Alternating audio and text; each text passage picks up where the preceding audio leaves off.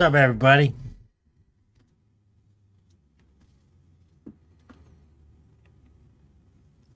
Fucking Fredo's been around for a long time, right? He went missing for a while because he got busy, whatever it happens. Dude comes back, and what do we find out? Motherfucker ain't even in the Discord.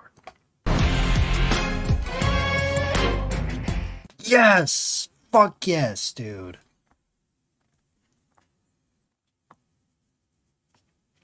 Awesome. Awesome, Fredo. Awesome.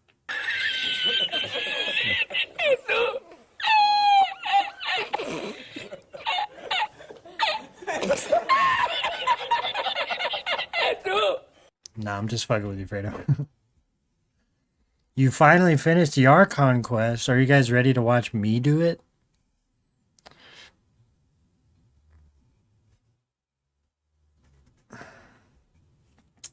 Um, yeah, I think that's fucking. Is there anything even going on in this? This is fucked up. But is there anything even really going on in Genshin other than just the Archon quest?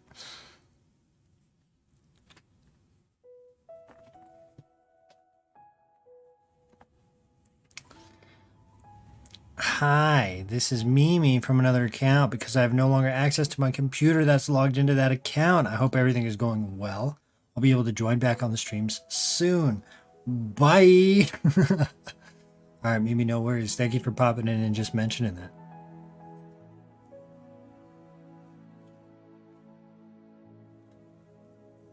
The world quest with Rana is really long, but it is good. Yeah, I think I started it.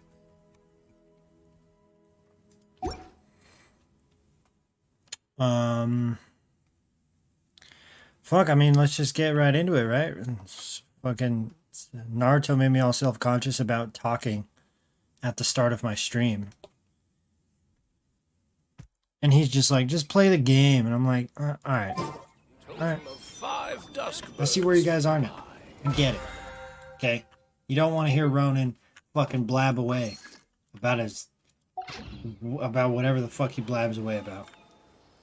Is there an event? What's this? What is this shit? Mini Sealy Moss. What? Memento from the Lost Riches event. Equip it to obtain a mini Sealy companion.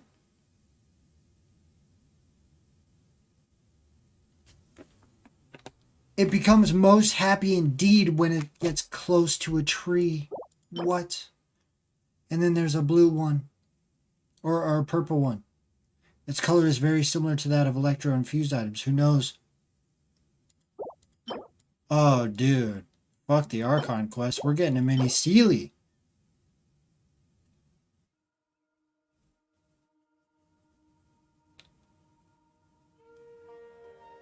Only one. You only get to pick one, huh? Okay, well, I need to read them all then. Okay, we read the first two. What is this one? A miniature sea blue Sealy. Yeah, but those are the ones we follow all the time. That's boring. It's not going to look any cooler. It's just fucking there. So, no. Unlike other Sealy, it does not serve to guide others, but to follow them to see the world. Yeah, lame. Okay, a miniature powder pink Sealy. Though it cannot say a word, it will silently follow a traveler that strikes its... Okay, wait, is it just... It's the same shit, it's just telling you that it follows you in different sentences in different ways. A miniature golden Sealy. It gives off a feeling of very similar to that. They say that the Sealy of this color represents good fortune. What do you guys think? You have the pink, purple, and you're getting the green one? You actually like the blue one? We can't get one yet, Rowan. It's... What? What do you mean it's time gated? The event's here, isn't it? I want the gold one. What's this? Oh shit, the abyss. What is this? Did I do that? No, I didn't do that.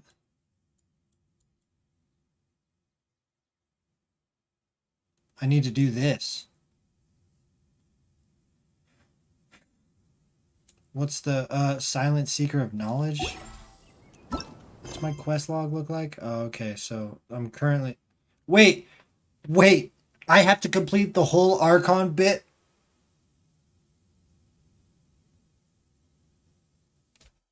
Is that what it's telling me?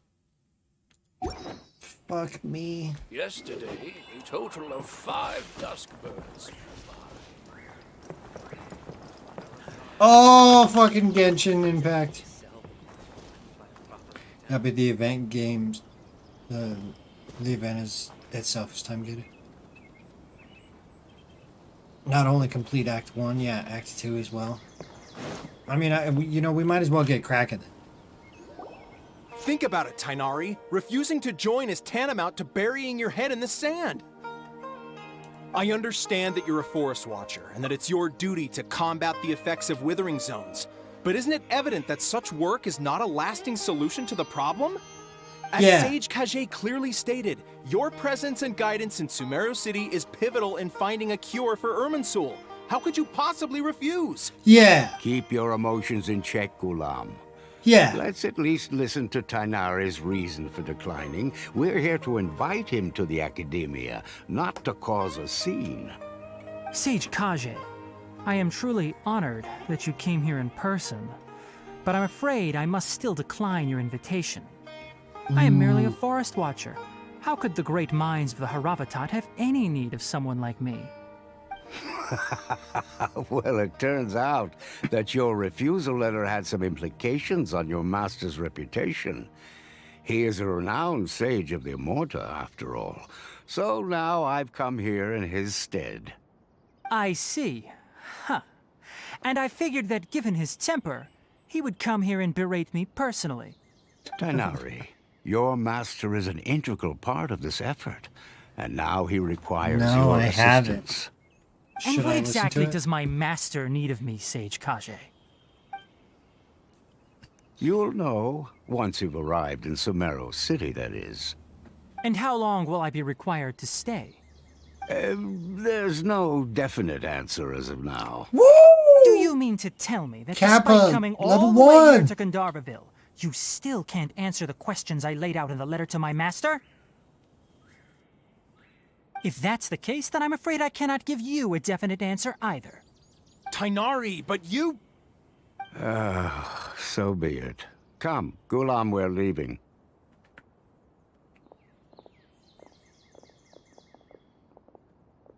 I don't know what the fuck's going on in this game.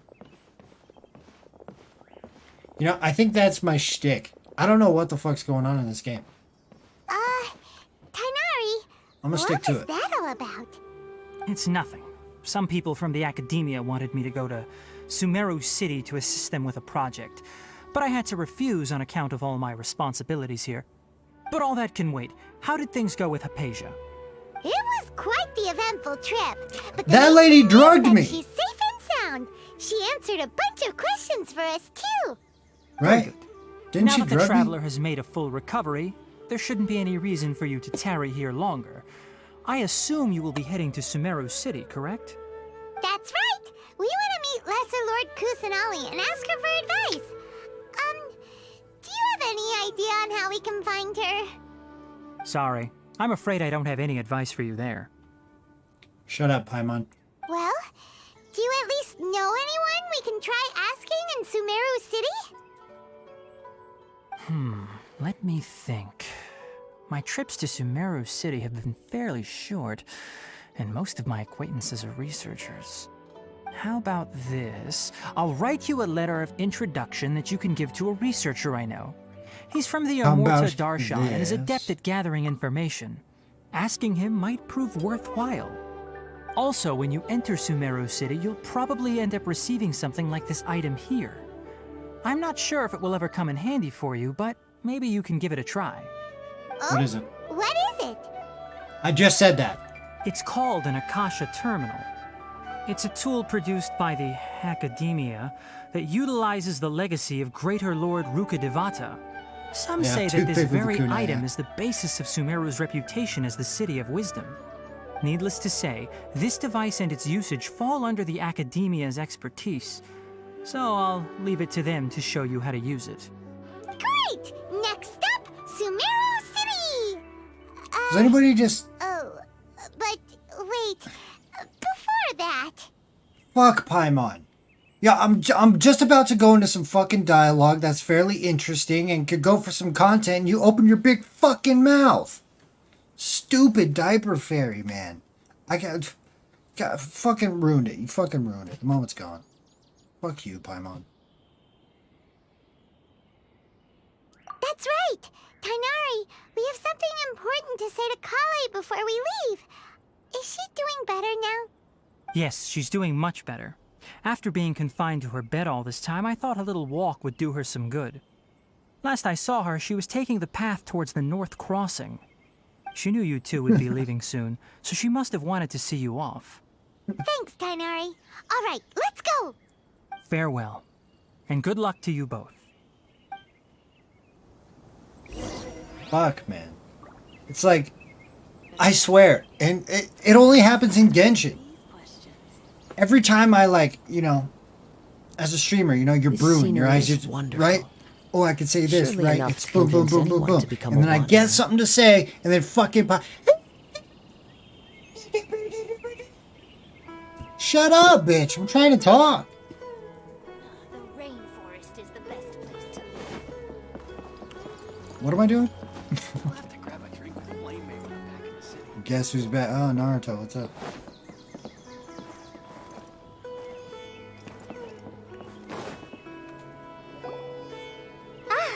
I've been waiting for you two.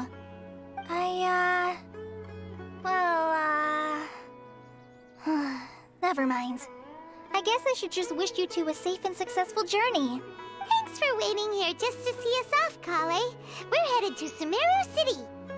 Please take care of yourself. Don't worry about me. I can take care of myself. My condition won't be getting in the way of my duties. I want to be a forest ranger after all. It's up to me and the others to protect the rainforest here. And, I'm sorry. I should have told you both about my condition when we first met. I just wanted you two to treat me as a normal friend. Not some girl that DJ needs your Khaled! sympathy. But I guess now I understand that the most important thing is for friends to be genuine with one another. There's no need to apologize, Kale. We should be thanking you for trusting us enough to be your friends and sharing your past with us. We're probably still gonna worry about your condition, but that's because we're friends and we care about you. Thank you. That means a lot. Before you leave, I have something for you. Oh. What is it? God It's my fucking recipe for damn it, pita Paimon. pockets. I told you that I'd give you a copy, remember? My handwriting is a little, messy, so please don't laugh. Yay! Thanks, Kale. Now we can eat those scrumptious little pitas whenever and wherever we like. I hope that whenever you eat them, you'll both remember your time here in Gandharvaville. What is the point of this line? There's not even any valuable information in this fucking voice line. Why? I don't want to do the Archon quest, because it's gonna be this. Oh, I'm so filled with rage today. Sorry, everybody. Of course we will. Well then, I, trainee Forest Ranger Kale, bid you both farewell. Please visit Gandharvaville again. The Rangers will always be ready to assist you here. I know, if I'm just saying bye to Kale, though, it should just be like, hey, we're going to Sumeru City. Peace. Oh, you got something? Give me that. I'll see you later. That's like what? So much feeling. And that's good. It's good for a game. It's not a bad thing. Just, fuck, you know, sometimes it gets to you. Right? I don't care about Kale's feelings. I'm sorry. Time to go. I'm sorry, as fucking MTAT would say. Hey, look at chest. One with nature. So, since not playing for a while, I've come to the conclusion that I need a Dendro character. Like, I need a pog-ass fucking Dendro character. Because, Aggravate Aggravate All teams, yours, man. should you have any use for them. Kind of seems like where it's at. You know what I mean? The aggravate teams, that's what it's, that's where it's at. Okay, what am I doing? I'm going to Sumeru, right? Alright, we haven't gotten this teleport waypoint yet, so let's fucking do it. Read manga, doesn't like Kalai. No, no, no. I like Kalai, I just, you know... I don't know. I'm a little short today. Okay. Just, I feel like breaking shit.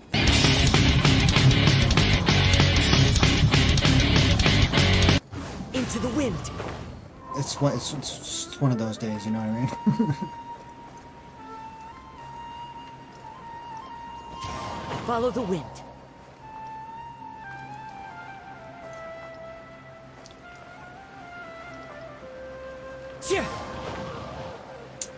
Burgeon is, fire and Dendro, right? Look at this bitch. Wait! Hold the fucking phone. You know,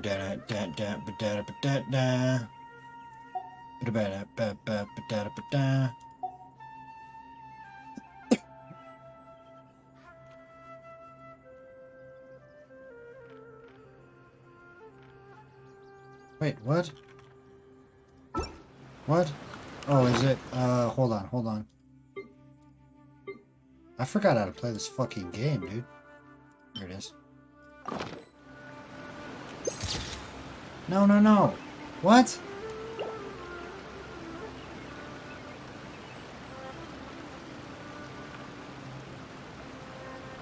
What?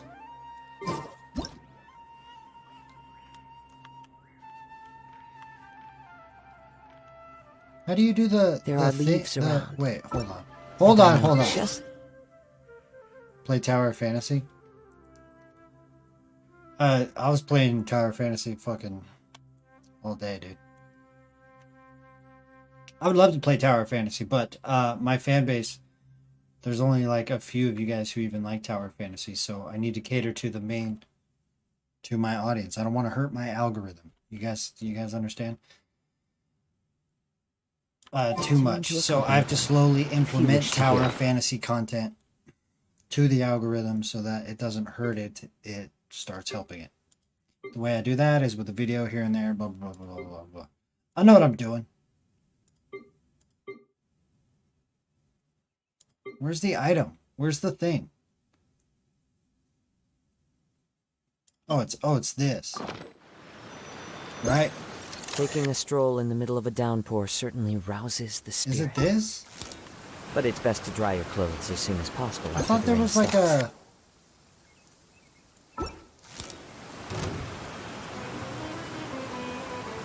Oh, she spotted me! God damn it, it ruined the content idea I just had. Fuck. I swear there's like a, Can't you do like a thing? Hide character. Hide personal info.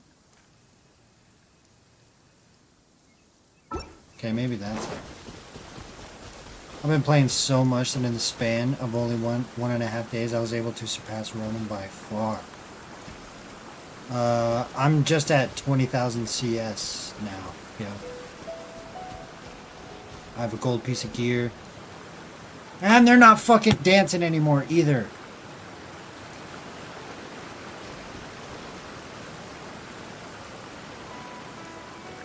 Bro, what about Subnautica content? When will they get more of that? We need to see you have a stroke from big creatures. Okay. Nobody really knows this yet. For fuck's sake. Be still.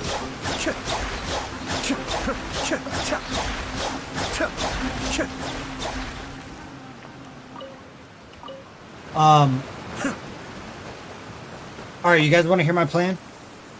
You guys are going to be seeing a lot more of me coming up. I have, for a while now, been looking for another job. Okay. Over the past year and a half, I've been saving up money. I've saved up enough money to cover 3 months of expenses. From top to bottom. I included everything. Groceries, everything. For 3 months. And I have that saved.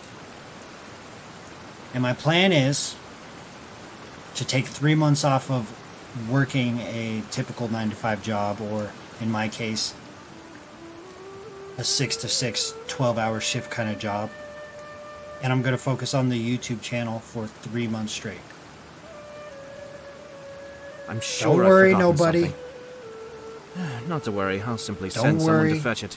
My kids are going to be As soon as fine. I Everything's remember fine, what it man. was. I have mapped this out to a fucking T. Okay, so nobody freak out. For 3 months, I'm going to be streaming 3 times a week, and I'm going to be uploading content. I'm going to try and upload content daily. And I'm going to do this for 3 months just to see what fucking happens. I want to see, it's more of an experiment. I want to see what kind of growth happens in this 3-month period. Regardless, at the end of this 3 months, I'm going to go get a fucking job again. Okay, so nobody freak out. Now, if towards the end of the 3 months, for whatever reason, and I'm going to keep my expectations realistic, but if towards the end of the 3 months I really start to pick up momentum, I might try to work something out where I could go another month or so. Right? Just because if I start to... As a YouTuber, if you catch momentum, you have to ride that momentum or else it will die. And then I have to stifle a stuck. smile every time I remember the Right? look on So, my retainers' faces when I have informed this them all of my mapped plans out. today. it's going to be coming in Panic-stricken, 3-4 but days, something like Unable to that. muster the courage to say anything in opposition. And as far as Yes, Subnautica This was a goes, fine idea. I'm really considering starting a second channel to play other games on. And the reason for this, I know it's easy for people to just be like, oh, just play this, play Stray, play Subnautica, play this, play that, because it'll bring more of an audience to you.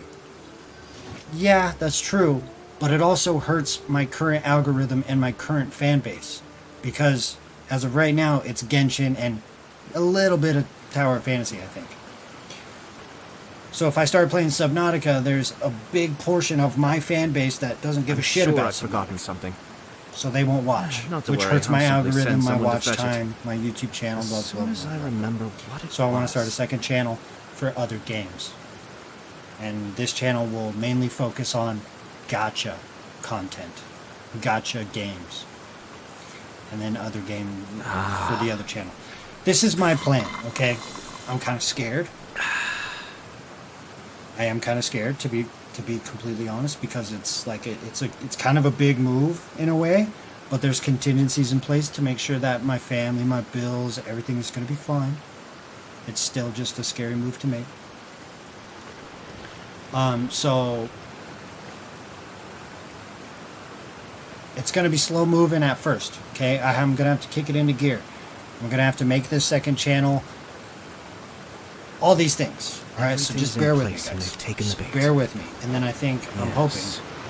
if I can do it right, and stream more often, I'll probably be able to grow a little bit. See what happens. It's hard to know that will happen. Some of us have jobs and can't always watch. Wait, what? The big break is going to happen? I really hope it works out. Sadly, I'm going to be at work. Yeah. So, I know the vast majority of people obviously work Monday through Friday. Fucking almost everybody in the world does. So, typical Friday stream, 3 to 8 or whatever. I'll probably stream Saturday. Unfortunately,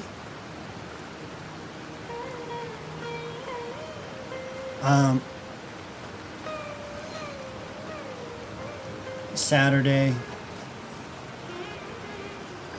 I haven't figured out the times yet, but I will stream Saturday. That way, you know, some of you guys are off. But I do think it is important that I also have a weekday stream, you know, a Tuesday or a Wednesday or something. And this is mainly not to cater to my already existing fan base, because you guys are here. You guys have told me that you guys work Monday through Friday, right? I need a weekday stream to expose myself to those viewers who, for whatever reason, don't work during the week or have a strange work schedule or whatever it is. Because if you go to Tecto and that motherfucker streams 5 days a week and there's thousands of people watching that motherfucker, where are they? Are they at work? What are they doing? Right? So they do exist. Those people do exist. 8 hours a day. No matter what time of day. So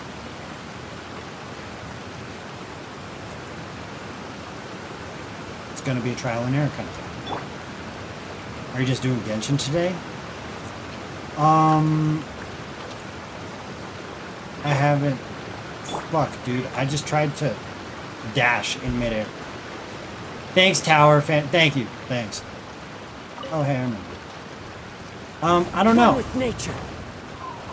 I played a shit ton of Tower Fantasy earlier today because my initial plan wasn't to play Tower Fantasy. If the majority of my chat wants me to, I will. I mean, I'm so into Tower Fantasy at the moment, it's kind of stupid. The wind knows me.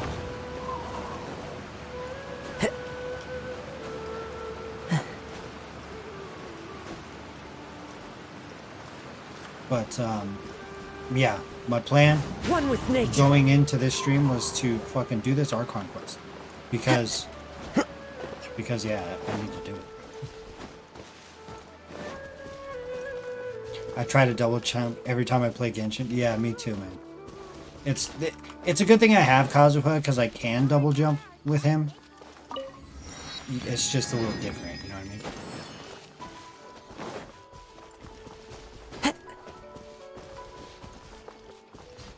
So, there. You guys know my plan. And again, it's not... I mean, it sounds kind of mean, I guess, but it's not... I'm doing it not to cater to you guys. You guys are here all the time. I know that you guys are fans, and I fucking love you all. Wherever in this world I roam, I carry memories It's of my simply home. to grow and expose myself to, This you know, put blade. myself out there more. It's It to is the cater to last new link I viewers have who to might the land enjoy of my going. birth.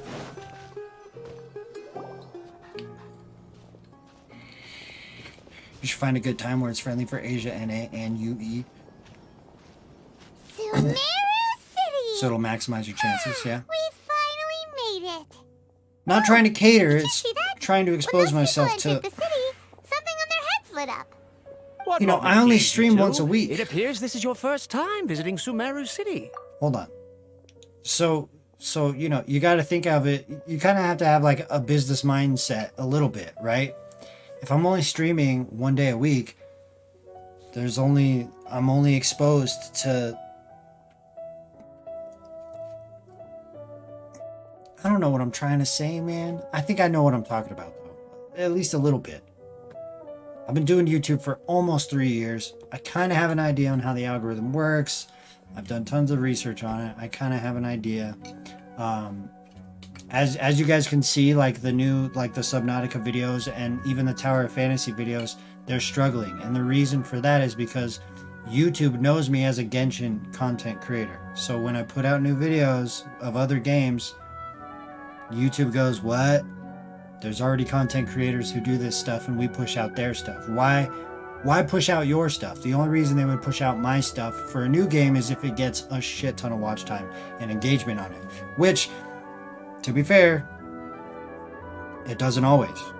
My Genshin content hardly gets engagement. Oh, yeah, that's right. But how did you know that? Because there's currently no information on either of you in the Akasha. But no need to worry, that won't prevent you from entering the city. In fact, the Academia conveniently provides each traveler to Sumeru City No, with a I did not device. get in. I keep checking my Perhaps email you too daily. have heard of the Akasha I have before. not gotten it. It's our beloved Greater Lord Rukkhadevata's lasting And you know what? legacy. A treasure trove of collected Genshin, knowledge. Hoyoverse asked me in that application, they said, send us your some of the work you've done that you're most proud of, all right, whatever. I sent them a video that I was very proud of, but it didn't have many views. And then the rest of them, I just sent them all the videos that have 40,000 views on them. Cause I was like, I'm just gonna buff this up, man. I'm just gonna make it look like I'm awesome. And they'll have to take me. But they, you know, they probably don't give a shit.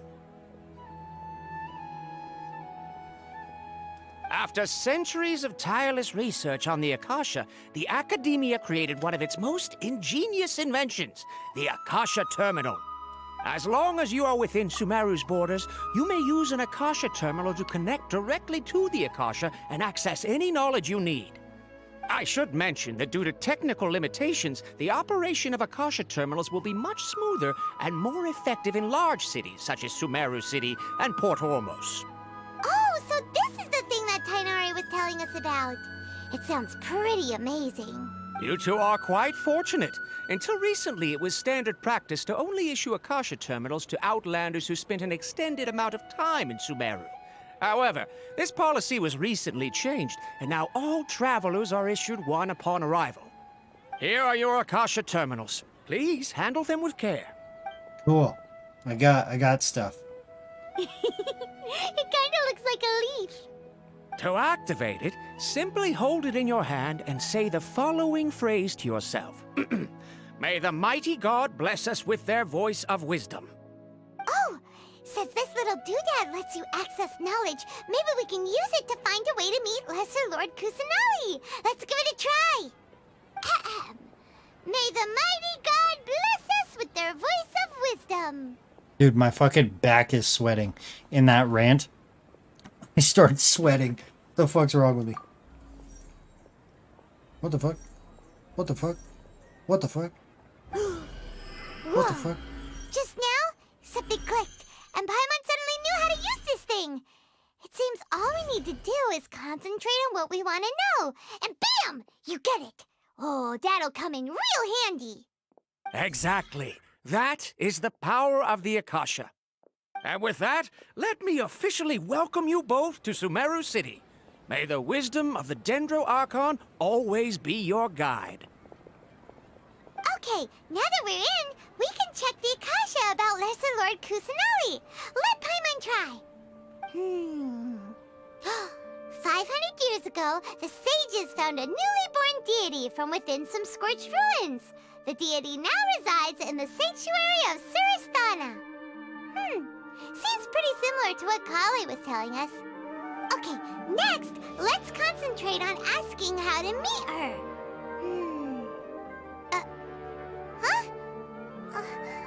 Paimon doesn't sense anything. The Akasha didn't respond to Paimon's question. Dude, that is the fucking future. Alright? I bet you 20, 30 years from now, we're all gonna have... It'll be Elon Musk's fucking Neuralink. Right? We'll have the chip in our brain, and we'll just be able to download data. Like... Wouldn't that be crazy? Oh, come on! Ugh. Focusing on this question feels like when you have something you're trying to remember and it's on the tip of your tongue, but you just can't think of it.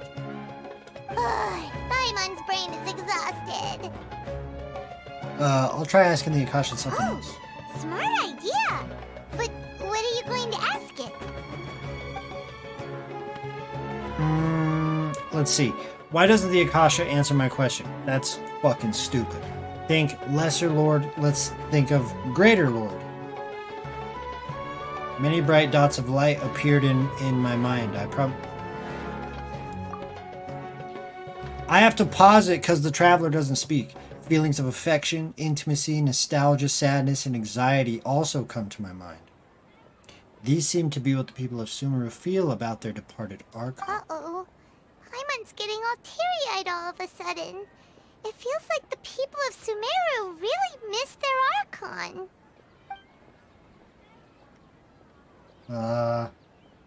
Why doesn't the... Really? Is that really the fucking question? A vague thought suddenly comes to mind. The Akasha doesn't unconditionally respond to every whatever. Also, even if the same query is requested by multiple people, the Akasha... Fuck! Could it be because we're Outlanders and we've only just arrived in Sumeru? You know, maybe we're not qualified to receive an answer to this sort of question or something. Think lesser lord... She already did that. Some knowledge began... Whoa, hold on, I need to pause it. Some knowledge began to trickle into my mind for a moment, but there wasn't really anything that I didn't already know.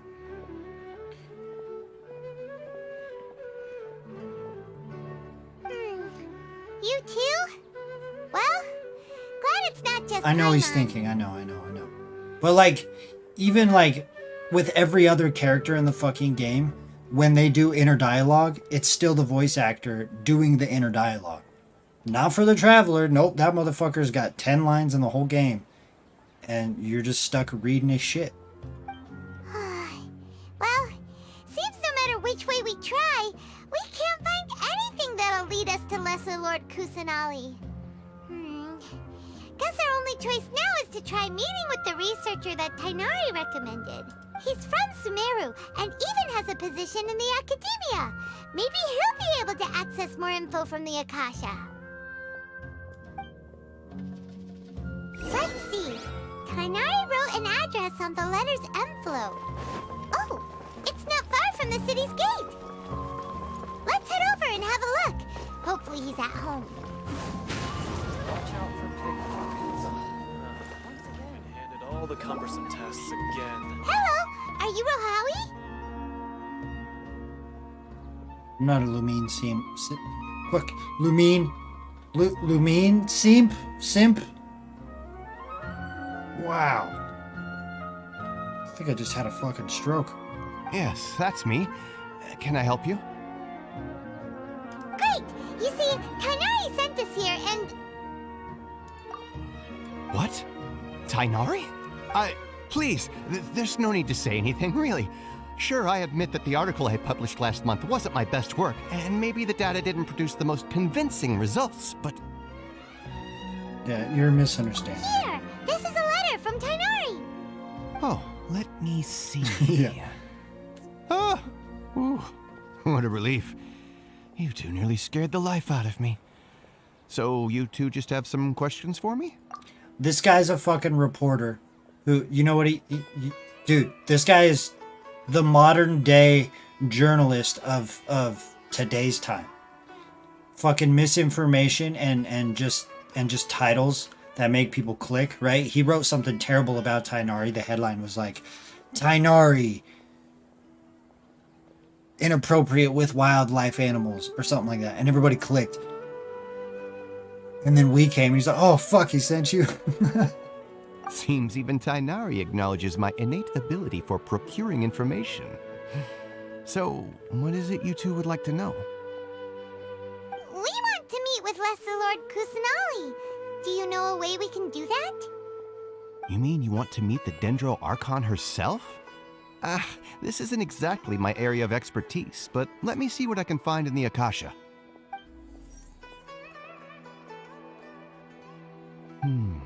Sorry, the Akasha didn't respond to my query.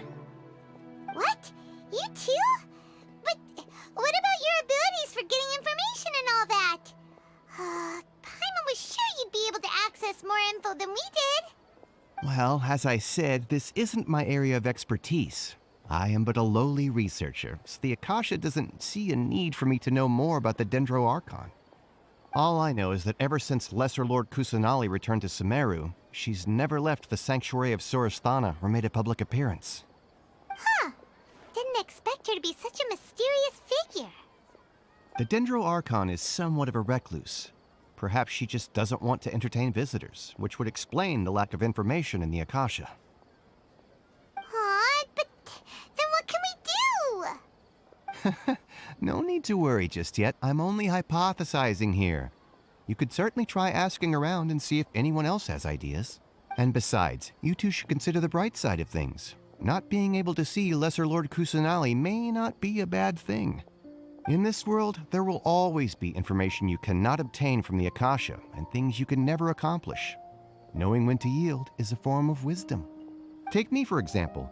It's a miracle if my brain cells can spit out one paper every 3 years. But Tainari? That guy can publish 3 papers in just a single year. Okay.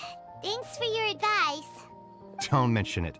If you two ever want information about things like who's been promoted within the academia or relations between the 6 great sages, come find me. Go buy Hey, area of come on! expertise. This is a survival skill at the academia. Oh, Paimon's expectations were pretty low, but this is so low it's like digging holes in the dirt. So what do we do now? Even if we want to talk to someone, we don't know anybody here.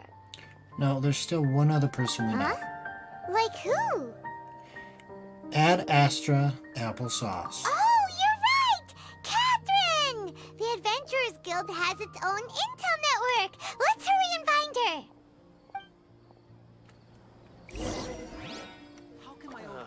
I don't know. You know, this is probably what happened, right? They probably paid the main voice actors for the travelers a shit ton of money, and they were like, well, we don't want to have to pay them more, so we're just gonna make them not talk, like as little as possible.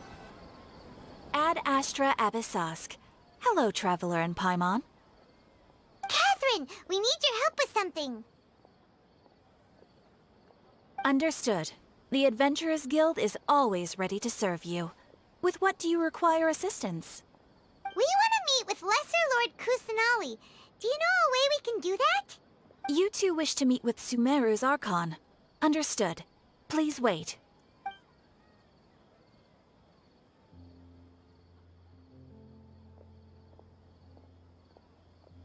I apologize, but I am unable to call up any relevant information in the Akasha.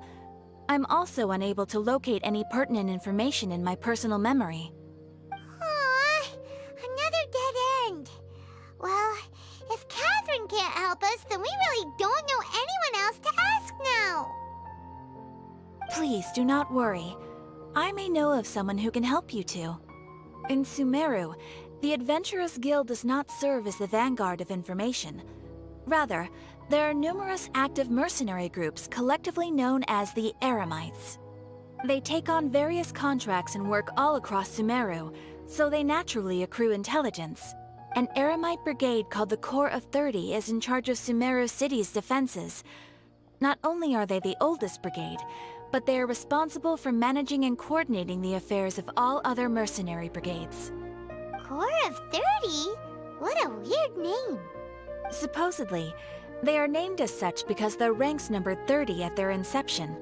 Asfand, an advisor with the Corps of 30, maintains good relations with the Adventurers Guild.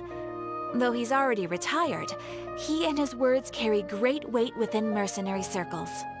If you'd like to get in contact with him, you can find him at the Corps of 30's headquarters, the Citadel of Rexar. Thanks a bunch, Catherine. You're welcome. I wish you two the best of luck. We look forward to your exploits in Sumeru. Sussy bitch. All right, off to the Citadel of Rexar we go.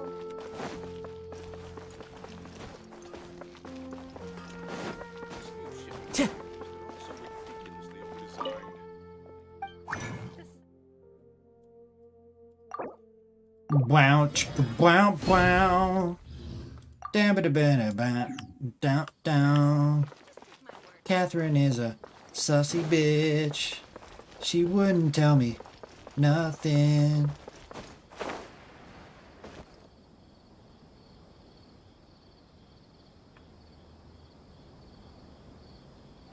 Welcome. The Adventurers Guild told me to expect you two. You sound way older than you It's look. nice to meet you, Asfand. We'd like to ask you about something.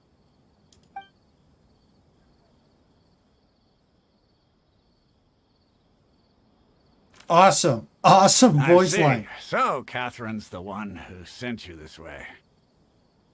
Ha! It's true that the Eremites' network is vast, but even I can't help you meet the Dendro Archon. Wait, seriously? That's it? Afraid so. The Eremites aren't terribly religious, so we don't know much about divinities. As far as the Akasha goes, we can access even less than you. What message did you retract there, Kevin? It was something about Catherine. I looked over, I saw Catherine, and then boom, it was gone. We originally came from the desert. The gods there died off long ago. Since those days, we've used our own 2 hands to carve out a living. We don't beg gods for their aid. It isn't just us, though. If you ask me, I think most in Sumeru aren't interested in Lesser Lord Kusanali. Oh? Why's that? Just take the Academia, for example. Way to divert, They're the Kevin. ones who truly rule Sumeru. Although they believe in gods, most of them only care for the late Greater Lord Rugadavada.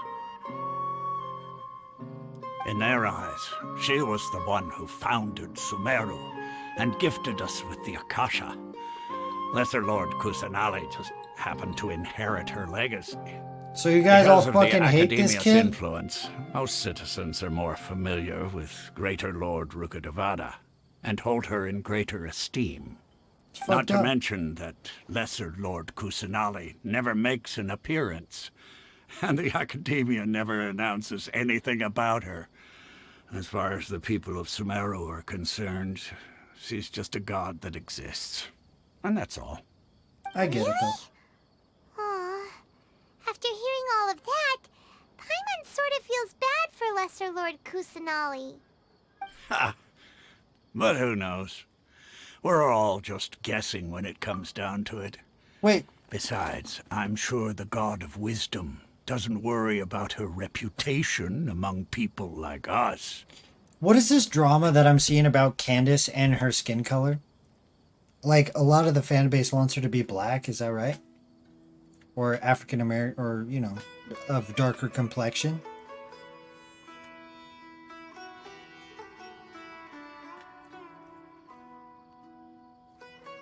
What is going on with that? Who's Candace? Not falling for that again, dude. I was a I almost went for it.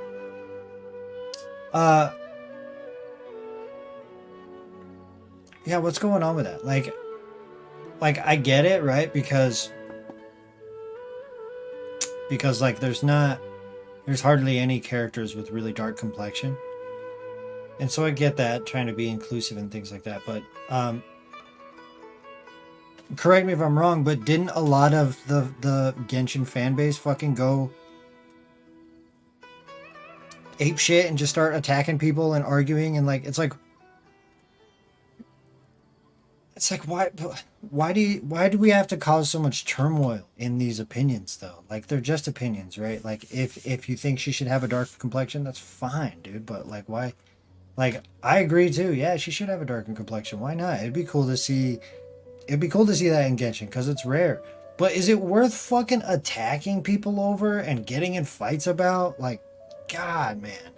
Some of the Genshin fan base is fucking embarrassing. And again, this is just my opinion. So if it upsets anybody in chat, you know, you don't have to take it personally. I'm just saying. It's like, for me to consider myself a part of the Genshin community, and then the loudest voices are the representation of the whole community, right? Because the vast majority of people aren't able to look at it and be like, oh yeah, that's just a small portion of the community. The loudest voices represent the community as a whole. So it gives a bad fucking name and reputation to a lot of people like myself, and I'm sure a lot of you guys in chat, right? It's like, I don't know, man. Look, I agree. She should have darker complexion. It'd be nice to see that more often in Genshin. Am I gonna go fucking attack people over it and tweet at them horrific fucking things? No. What is wrong with you guys? Like, what is wrong with some of these people? I don't fucking believe it, dude. Alright, well, thanks for the info, Osfa. No problem. Always happy to help out the Adventurers Guild. The brown characters, they're villains? What?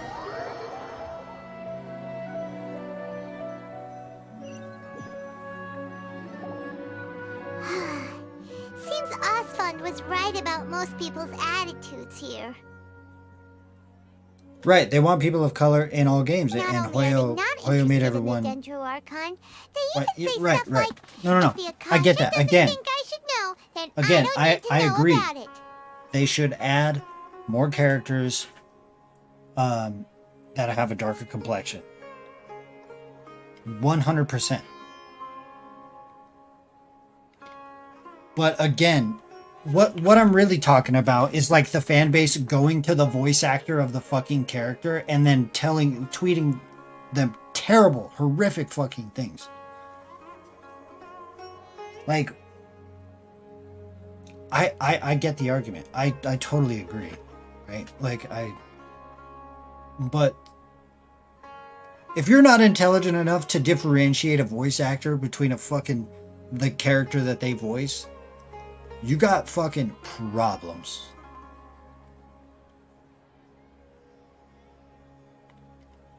Have I seen the awesome drawing of Deha and Candace? I've seen lots of drawings of Deha and Candace. They worry about fictional characters specific degree, but not us not having a server. And actually, I saw in a trailer or something that her name is pronounced Dia. We've been asking for information Dia. non-stop ever since we got to Sumeru. But the harder we try, the more helpless everything seems.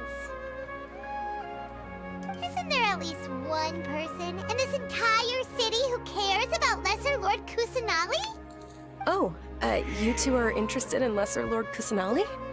Hey, what's up, girl? Who are you? From the sound of it, you two are Outlanders who recently arrived here. You've been asking around for information on Lesser Lord Kusanali, right? Oh, I'm sorry. I forgot to introduce myself. I'm Dunyarzad, one of Lesser Lord Kusanali's faithful followers. What? Oh, Dune Wizard? What? Then do you know how we can meet with her? I'm afraid I can't help you with that. But your conversation earlier did happen to remind me of a legend about the Dendro Archon. Dunyarzad. Dunya? You're Dunya Turd. That's what I'm calling you. What sort of legend? Sure. It goes like this. Long, long ago, there was a man who heard a prophecy. It predicted that a great calamity was about to befall him. Panicked by what he heard, Wait, the man what? sought out the There's Dendro no Archon argument in the if they hopes were that she African would or something bless like him that, then they'd with the think of wisdom to help him non-fictional escape problems. his predicament.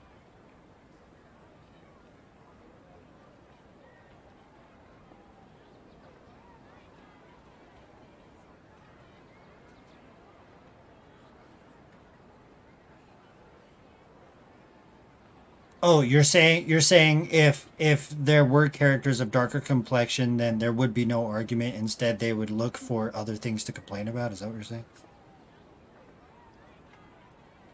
The man journeyed across deserts and through rainforests and experienced tribulations of every kind. Naruto, However, take a fucking he bath, still man. couldn't find Soak any your feet. trace of the Dendro Archon. In despair, he thought, alas, the Archon has abandoned me. He then had no choice but to sorrowfully resign to his fate. Okay, and then what happened? And then, the calamity came. But to his own Oh, surprise, yeah, that's a the much man bigger felt issue, I somehow think. emboldened by the trials of his journey. By relying on what? his own strength, he managed to overcome the adversity. At that moment, a bird Everybody perched should have upon served. his shoulder. This bird was, in fact, an avatar of the Dendro Archon. She said, Lord knows they have enough they have billions enough. They can make a server for everybody. Fuck. They could make a server for every state of every country probably, but I mean, come on. "Oh, Archon Seeker, do you now understand? She and her wisdom have long been found by you. Along your journey, we were in every flower and blade of grass, every ray of sparkling sun, and every breath of dancing wind. So long as you continue to think and ponder, we'll be wherever you go."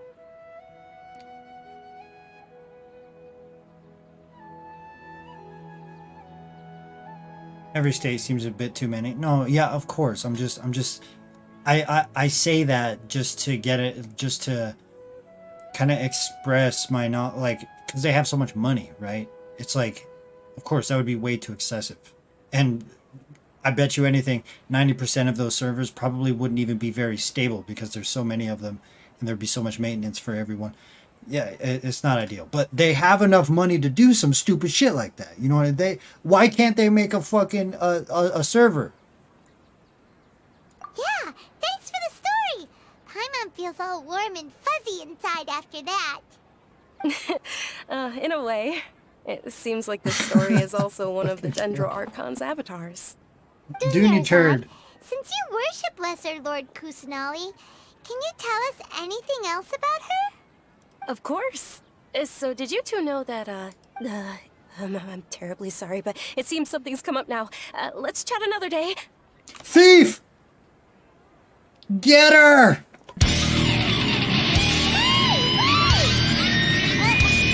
What the heck just happened? I think it has something to do with those people over there. It looks like they're searching for someone. Dunyarzad was acting super nervous just now.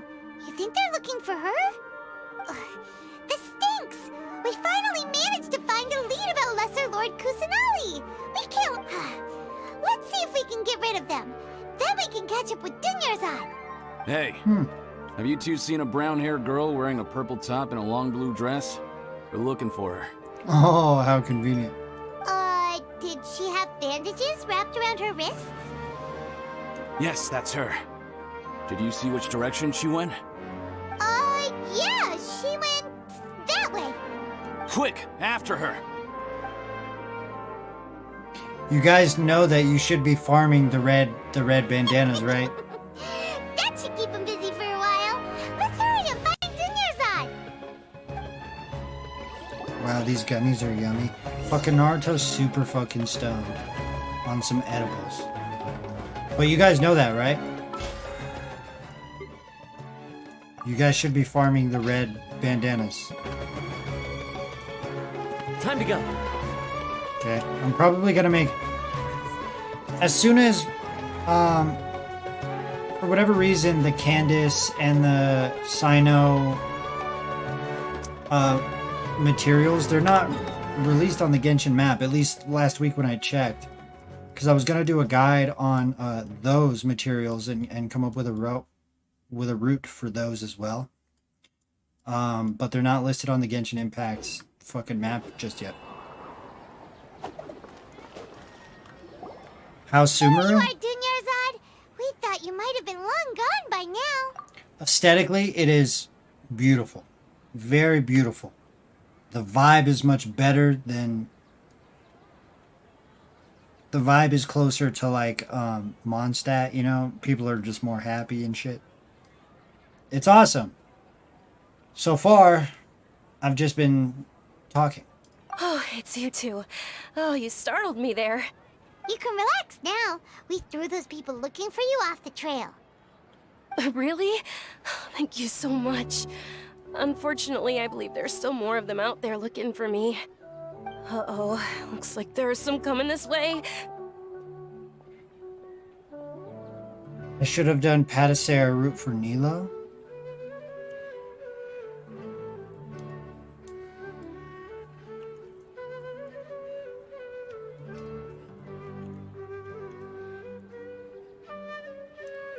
I did.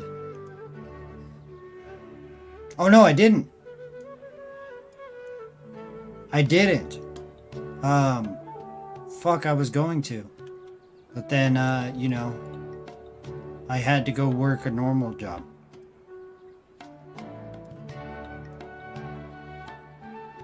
You know, dude, okay, I did that Strongbox video, right? And then like I went and I just typed it in just to see if I would come in at some of the top search results. Dude, motherfuckers are putting thousands of artifacts in that Strongbox, and I'm like, dude, all of these thumbnails way outdo mine, because mine's like 69 artifacts for whatever VV or fucking something like that, right? All of there's 1,000 artifacts. I'm like, fuck me, dude. These motherfuckers. More of them? Then what are we standing here for? Run! No, wait, my body isn't in the best shape.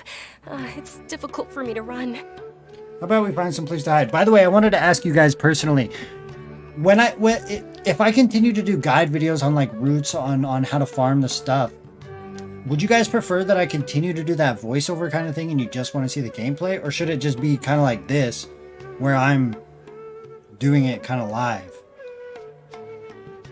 I want some pointers on that kind of content, because that kind of content is an uncomfortable area of mine that I would like to improve on, right? Because like, it's strange, but like some clips, there's like, you'll type in how to do this domain or something, and then the guy doesn't talk. It's just like a 2-minute clip of him doing the domain, and it's got like hundreds of thousands of views, and it's like, that's fucking, I mean, I get it, right? It's purely informative content, but like, I don't know, man.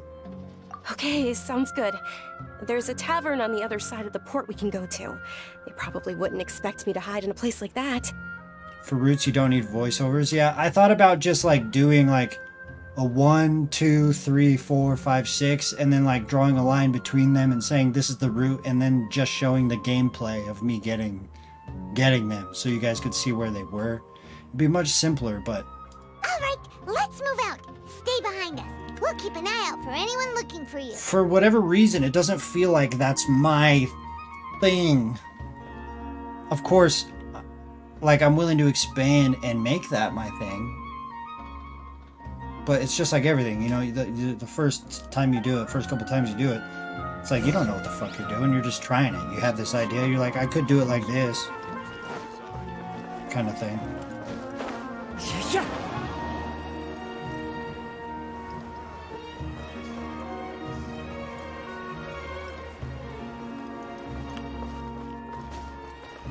Perfect guide would be fast to start but slow on the route. So right from the get-go, from the start of the video, it's just like boom, boom, boom, boom, boom, this is the route, right?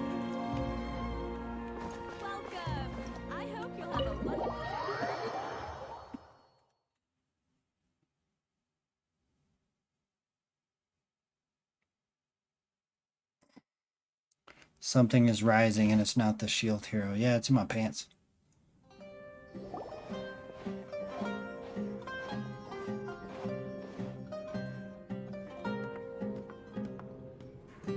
We made it. Oh, they shouldn't be able to find us now. Wait, stand down, Dia.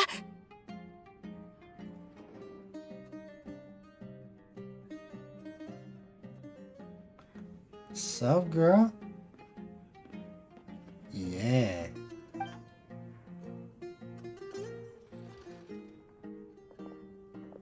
My lady, who are these two?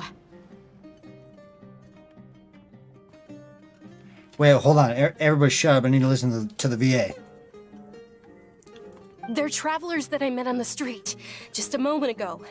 They happened to notice that you were all searching for me, so they helped me hide. I see. In that case, you two should scram. There's nothing here for you. Wait a sec! Who the heck are you? And why are you shooing us away? You don't talk to her like that! I'm Miss Dunyarzad's bodyguard, here to see that she returns home safe and sound. She sounds tough. My lady, let's get going. You've been gone for so long that your parents are worrying themselves sick. Interesting. Have they released the VA for this? Have they released the VA for Dia, I guess? And if I refuse to go with you? I know, but that's what they say. So it's like, wait, weren't some people getting... Didn't the Genshin community also attack a bunch of motherfuckers for saying Tikanari wrong, or however you say it? Weren't they attacking people for saying it wrong? Here's my take on that, okay? I simply, for the most part, say it how they say it in game. I say it how the voice actors say it in game. So is it my fucking fault if I say it wrong? Are you gonna attack me for that? Back the fuck up, man.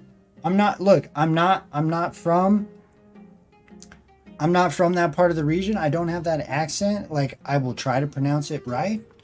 If it makes people feel better, 100%. I'd like to pronounce it right to be culturally accurate anyway. But come on, man. You got to give these motherfuckers a break. It'd be easier for the both of us if you cooperated. But if you insist on not going, then I'll have to carry you like a sack of potatoes. Oh, yeah, carry me like a sack of potatoes. Let's go. Hey! Dunyarzad already said she doesn't want to go back. Why are you still pushing her? Shut up, Paimon. Let her talk. Stay out of this. You don't understand the situation. Yeah, I'm on her side. I don't even... she might be a bad guy at this point. Sorry, my lady. Even though I'm your bodyguard, your parents are my employers. I have to answer to them. Dude, look at her fucking eyes. How much? Wait, what? How much more do I have to pay you to become your employer? So you never listen to my parents ever again. Double? A triple? Give me some time and I'll get that much. My lady, this isn't about Mora. I don't know what you think of us Eremites, but let me say this. I like Mora, but I'll never go against my principles. Very admirable. Okay, I'm liking the character as well, like not just her looks, right? That's why I'm here looking for you. Sure, it's an order from my employer, but my conscience was also telling me it's the right thing to do. And knowing your health, carelessly running around like this is gonna hurt ya. For the sake of those who love you, don't be stubborn. All right, dude. No, you're wrong. I'm aware of my limits and I know what I'm doing. Honestly, the only people being stubborn right now are my parents. And they know perfectly well that it makes no difference if I'm at home or not. They still won't accept reality. And every time I bring this up, they just change the subject. Dia, you've been living with us a long time already. This should be old news to you. Dia, I know it hasn't been easy for Mother and Father, and I'm grateful for everything they've done for me. But there's someone else in this world I'm also grateful to. So she's an Emirate, so she can give us information about Lesser Lord Kusanoli, probably. Because she saved me. The love I have for her is the same I have for my parents. This is my life and my last chance. So I want to do something meaningful. My lady, are you sure what you're doing now is meaningful? Yes, I'm sure. At least, it is to me.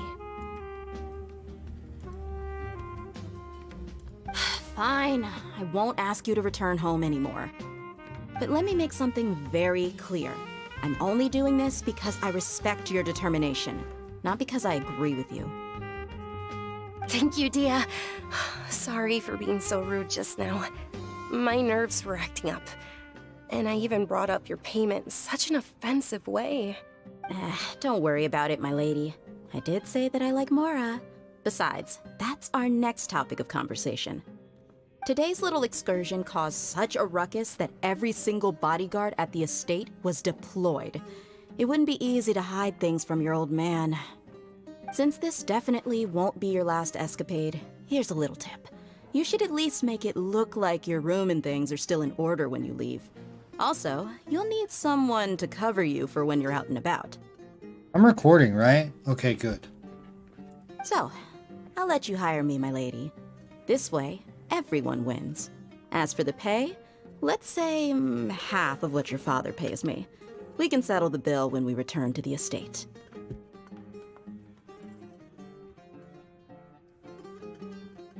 Hold on, I got a fucking question. This is a serious fucking question, okay? It's serious to me, anyway. Do they ever address these fake ears on Dia? Do they ever address them? Because let me tell you this. Maybe she just has 4 ears. The reason I say that is because clearly this hair, this real hair, stems from this ear. Really? So this headband just has extensions attached to the ears as well?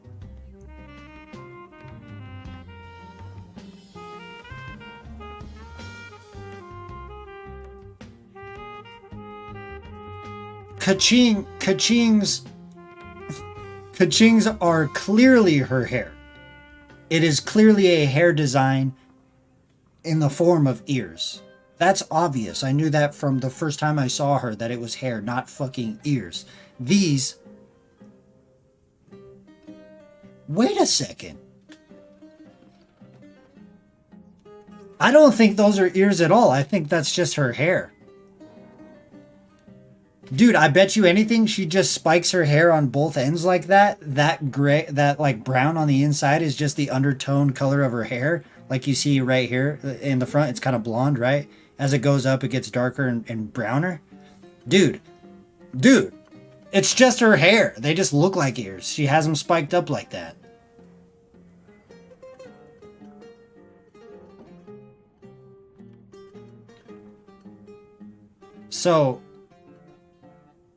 So whatever, who cares? I'm into it. Okay, deal. Yay! Right? Looks like they've reached an understanding.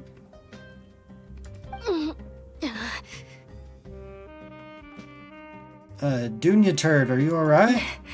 I'm fine, really. I just feel a little tired now that things have calmed down. My lady, stop trying to look tough. We're See? already in a tavern, so let's Hold rest up on. and grab some grub. Look! Yeah, dude, I'm totally right. It's not even a headband. Look, you can see the brown right here in the hair, and then it comes down right here behind this ear as well, but then it goes up. It's just her hair.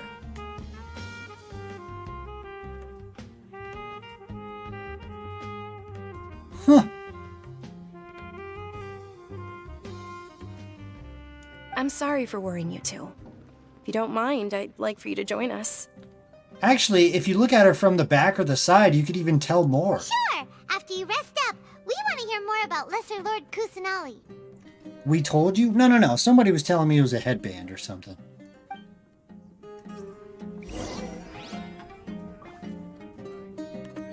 Rest in the tavern for a while. Can I rest in Dia's room? Where's she at?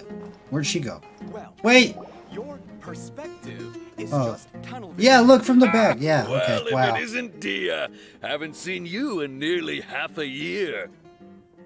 Word on the street is that you're a bodyguard for the Homayani family now. Don't you find that kind of work boring? It was obvious, wasn't it? No, I don't think so, because the very first image we got of her was a straight-on angle, and clearly in the straight-on angle you can't really notice the hair coming off the ears like that, or like the I guess not the ears, but you know what I mean? Like, it's just a straight-on look. Your first instinct is like that it's ears. It wouldn't be the first character with fucking ears, you know what I mean? Nah, you get used to it. How about a menu over here? You got it, huh? Isn't this little Miss Homayani herself? We don't get to serve personages like you very often. We'll be sure to prepare our very best. Lambad? Thank you, sir, but there's no need. I don't have a lot of Mora on me, and I really ought to save as much as I can. But please bring these two the best food you have. They're my new friends, so I want to be a good host for them. See, look, from the back, you could definitely tell. It's just, from the back, it almost just looks like they're pigtails that come up like this and then come down. That's cool. I wish her hair wasn't symmetrical here in the back, though. The flowy part, like, it's completely identical to left and right. No need to break the bank. We'll eat whatever you Yeah, want. we're already super grateful for everything you told us about Lesser Lord Kusanali.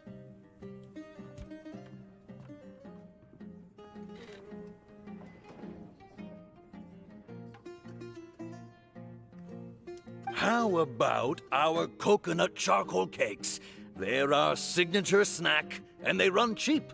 Look, other customers over there are eating some now. Okay, question. Tiganari, right? Do we ever see human ears on him? Or is his hair always covering that? Because that motherfucker's ears are real. They twitch and they have reflexes and they perch and everything. So those are real. Does he have 4 sets of ears? Or does he just not have human fucking ears? They look kind of burnt and dry. Paimon will pass. Hey, come on! Paimon has personal preferences too, you know. No human ears. Dunyarzad, we asked a lot of people when we first arrived, and almost nobody was interested in Lesser Lord Kusanali. So, what made you want to follow her?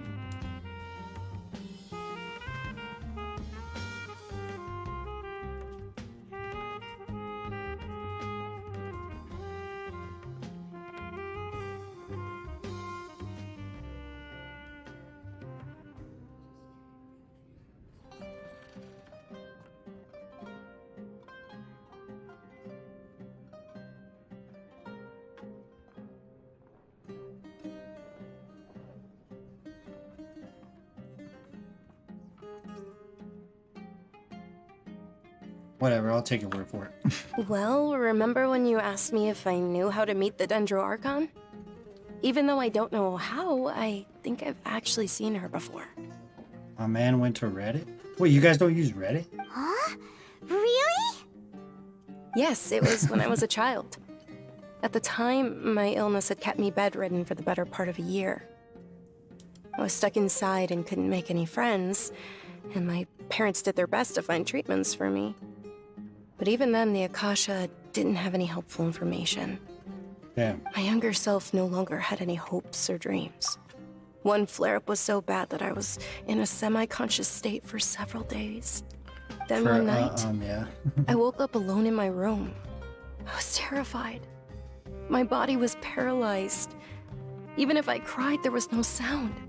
At that moment, an ethereal voice spoke in my mind. Dunyarzad, They got don't all be types scared. of not safe for You work don't fan have to pages. cry.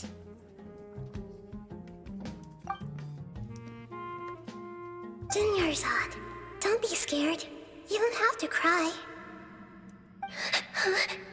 Who are you? How do you know my name? How do I explain this? You might not be able to understand, but actually, I know everything about you. Really? Of course. I know that you're scared of thunder, that you hate taking medicine every morning, and that you love counting the petals on your mom's skirt. Wow, you really do know everything. Dunyarzad, is there anything you want? Want? Not really. I can't go anywhere or do anything. Huh? But aren't you a child? All children have wishes. Tell me what you want, and maybe I can make it happen. But can you make my illness go away? Oh. I'm sorry. But I'm not powerful enough to do that right now. Then, can you be my friend? After that, the voice said, "Okay, I'll be your friend." Although my body was suffering during those days, that voice encouraged me and told me many wondrous things. Beyond my window was the flourishing Sumeru city. Beyond the city was a lush rainforest. And beyond that was the wall of Samiel, deserts, and all of Teyvat. Yeah. Once I finally made it through that bout of illness, I couldn't hear that voice anymore. I told my mother about it, but she said that I must have been dreaming. But I know that that voice wasn't a figment of my imagination. Before that, I had never heard of Teyvat. Yeah, it was Lesser Lord Kusanali. Yes, for sure. If it weren't for that voice, I would have never grown curious about the outside world, nor would I have learned how to read and enjoy so many books. That voice sparked a desire for wisdom. It had to have been the Dendro Archon. Yeah, it looks so fucking good.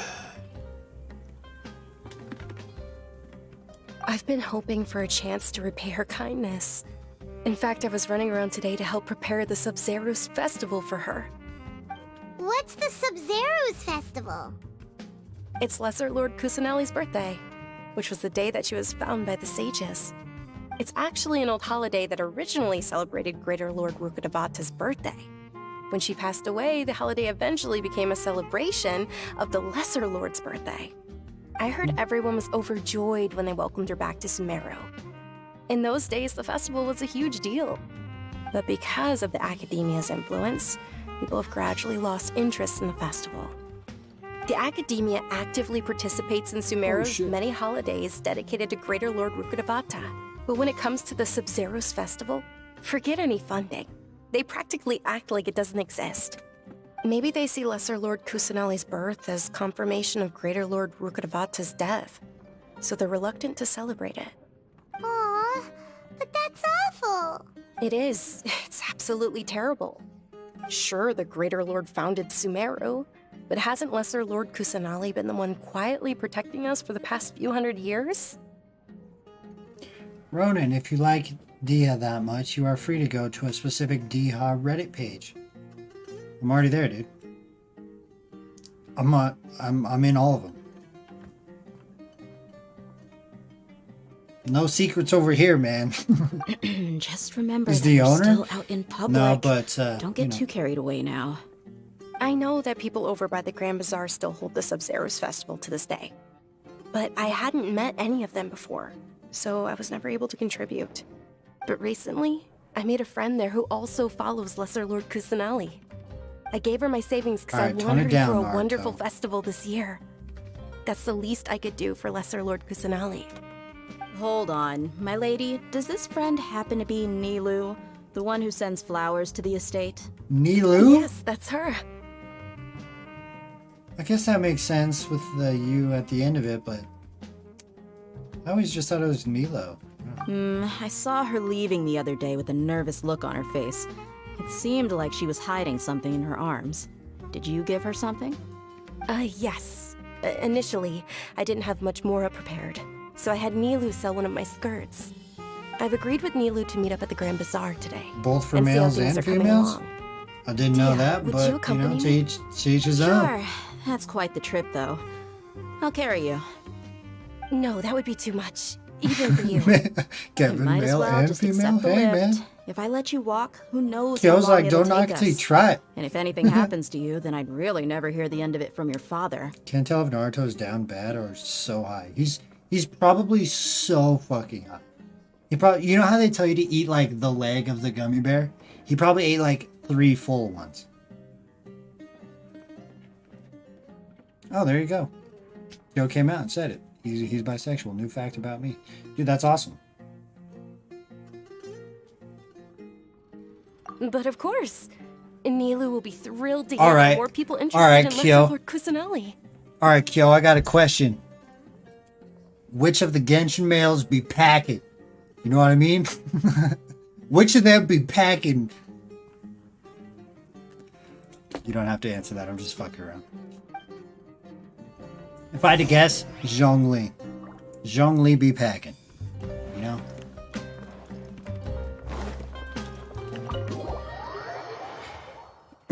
Naruto is always high. It's nothing new. Is he? I didn't even know that.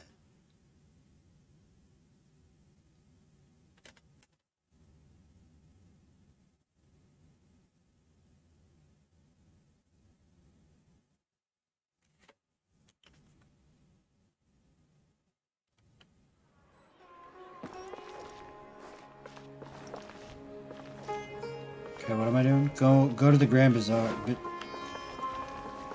Bazaar? It's Bazaar, right?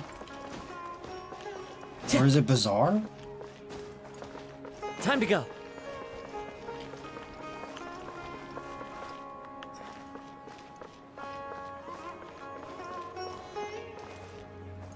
What is Al Haytham? What is that? What? I don't even know who that is. Yeah, Kevin, you can't. There's no Dia slander right here.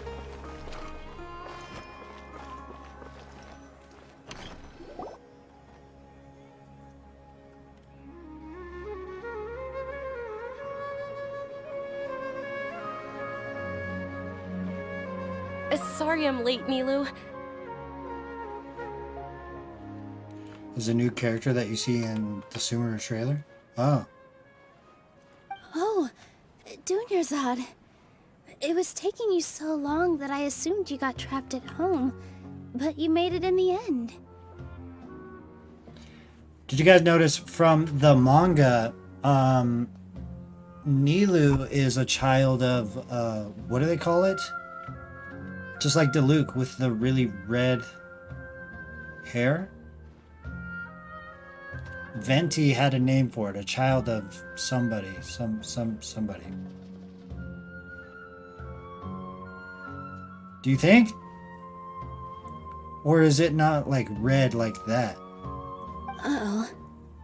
But if Dia's here, that means you got caught, right? Child of the sun? No. Venti had a name for it.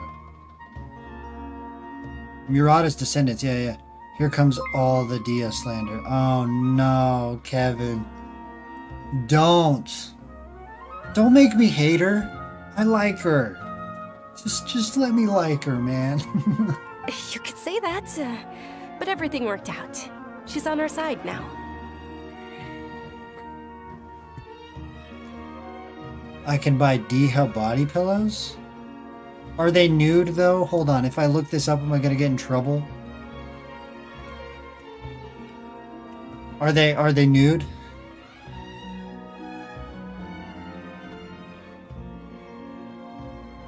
No, his money won't go to that. They are nude? Okay, well I'm just gonna look at it over here then. I just want to see.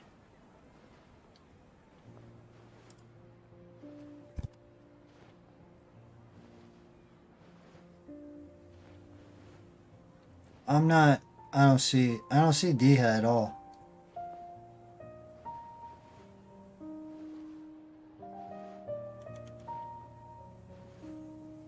Nah, I'm not seeing it.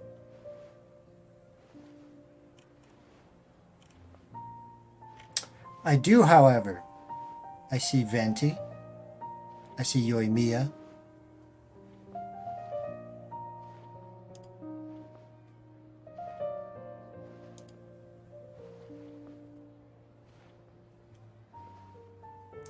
Here we go. Wait! Oh my god! This web anime armpits pillows. I just went to it because it wasn't lewd, like because they're not naked, so I figured it'd be fine. But turns out we found anime fucking pillows, dude. Wow. There's so much wrong with this community. It is not even fucking funny. Alright, I better get out of here before I really do get in trouble. Wow, dude. Wow. Not completely. Armpits, ooh. Oh, shit. Oh, and who are these two? So much wrong with this fan base, it's insane. Oh, meet the Traveler and Paimon, my two newest friends. They're visitors who just arrived at Sumeru City and are looking for information on Lesser Lord Kusanali. So you're followers from another land? Armpit sensor, how would I get in trouble? By the way, Kevin, thank you for your donation. I appreciate you. Very, very much. Thank you for that. That's wonderful. You two absolutely mustn't miss the Sub-Zerius festival. Lewd, Cleepill. This community's sick sometimes. By the way, man. Dunyarzad, we've already started decorating the Grand Bazaar. It looks spectacular. Not cool. Thanks to your generous contribution. You're very welcome. It's the only thing I could do. Do you still have enough Mora? Probably? But don't sweat it. We've already finished renovating the stage. Come on, I'll show you.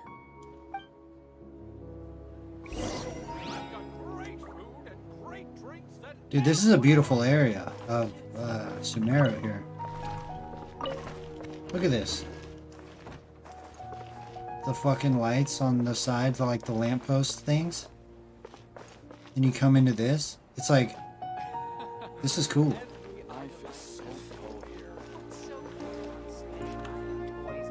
Wow! This place is amazing!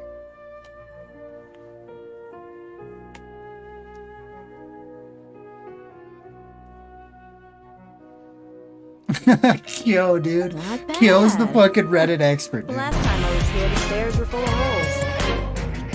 Oh, Kevin. Reddit. The stairs were Alright, yeah, nothing. but I don't want to hear about A that. little while ago, we discovered that the tree above the stage had a huge chunk of bark ready to fall off. Mr. Zubair was worried sick. We reported it to the academia many times, but they never sent anyone to deal with it. We didn't want anything bad happening, so we were going to cancel all the stage performances. Why didn't anyone come to handle it? Oh, probably because it was the theater asking.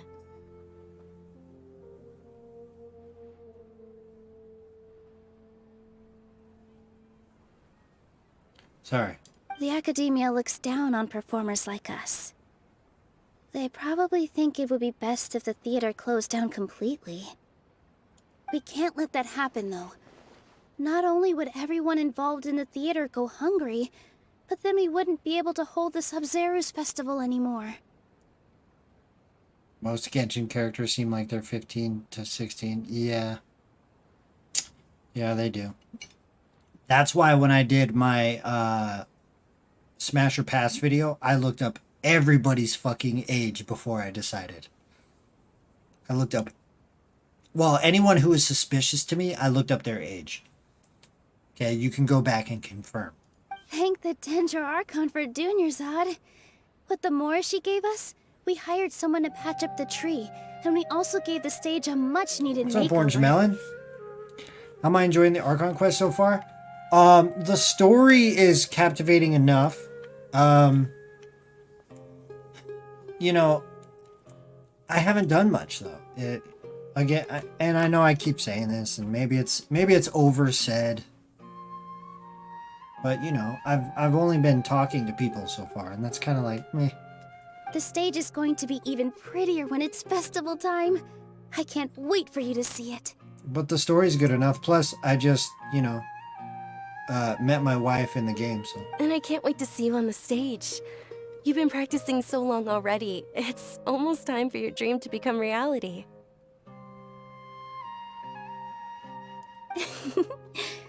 It's our dream.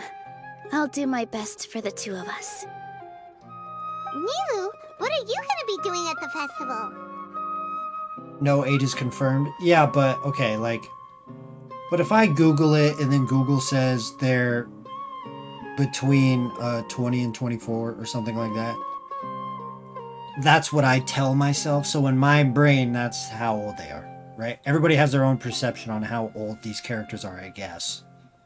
So in my brain, I'm in the clear. I'm fine. I'm good. She'll be dancing the dance of Sub-Zeros, the most important performance at the Sub-Zeros festival. Dunyarzad, have you told him the origin of this holiday? I only told them about the Greater Lord and Lesser Lord so far. Okay. Then I'll tell you two about how this holiday came to be. According to legend, the Sub-Zeros festival was originally the Goddess of Flowers' birthday celebration for the Greater Lord. A long, long time ago, on one of Greater Lord Rukkhadevata's birthdays, her friends threw her a celebratory banquet. Some of the gods got drunk. One started playing music, and the Greater Lord started singing, so the Goddess of Flowers began to dance. As she danced upon the grass, countless beautiful parisaras began to bloom wherever she stepped. Those brilliant purple flowers became her dazzling stage. All the gods clamored, "Oh, if only time could stop at this very moment." Sounds like they had a great time. Of course they did. When people mention the gods, they always think of the Archon War. But Sumeru's gods also had happy times. Although they aren't around anymore, they're preserved in our tradition of dance. This outfit I'm wearing is apparently based on how the Goddess of Flowers looked.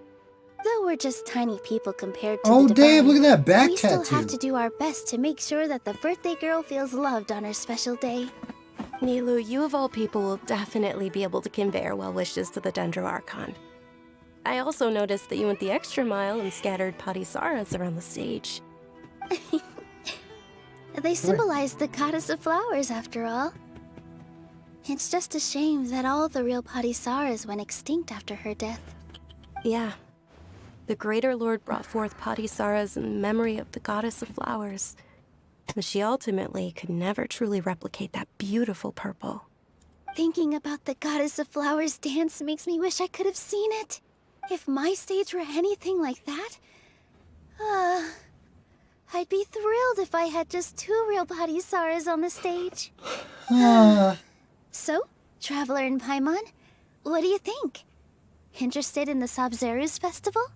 Will you two be coming? Yeah, All sure. of Lesser Lord Kusanali's followers will be there for her birthday. It'll be a good opportunity for you to learn more about her. Ooh, Paimon thinks that's a great idea! Oh, you just had to open your mouth. Everything was going fine.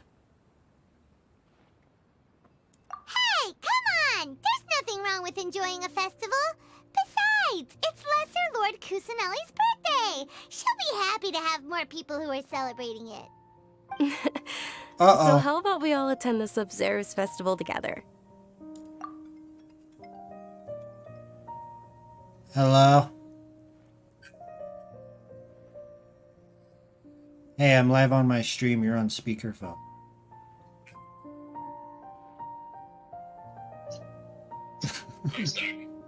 No, that's fine.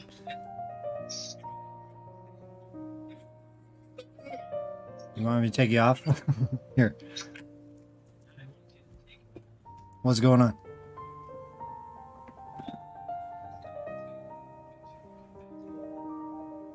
Well, I don't have a choice now, do I?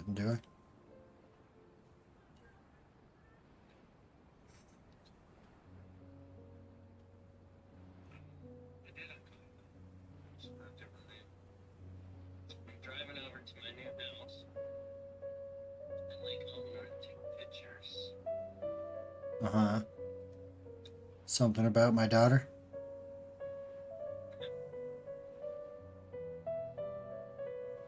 What's wrong with your daughter? I don't know. I don't know.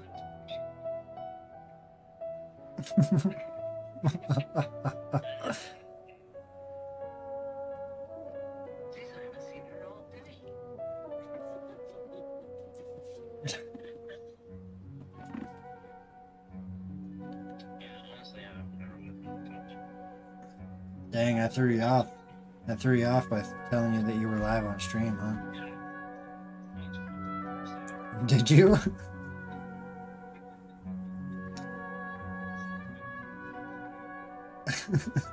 Were you gonna say some inappropriate things and get me canceled?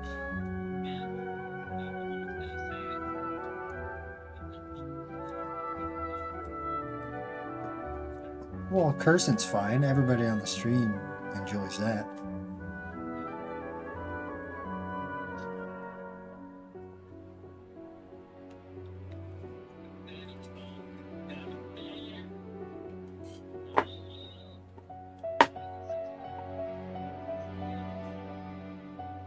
Well, there's only 3 songs out, right? Or did the full thing released? Oh wow. I only listened to those 3 songs, and I thought those 3 songs were fine.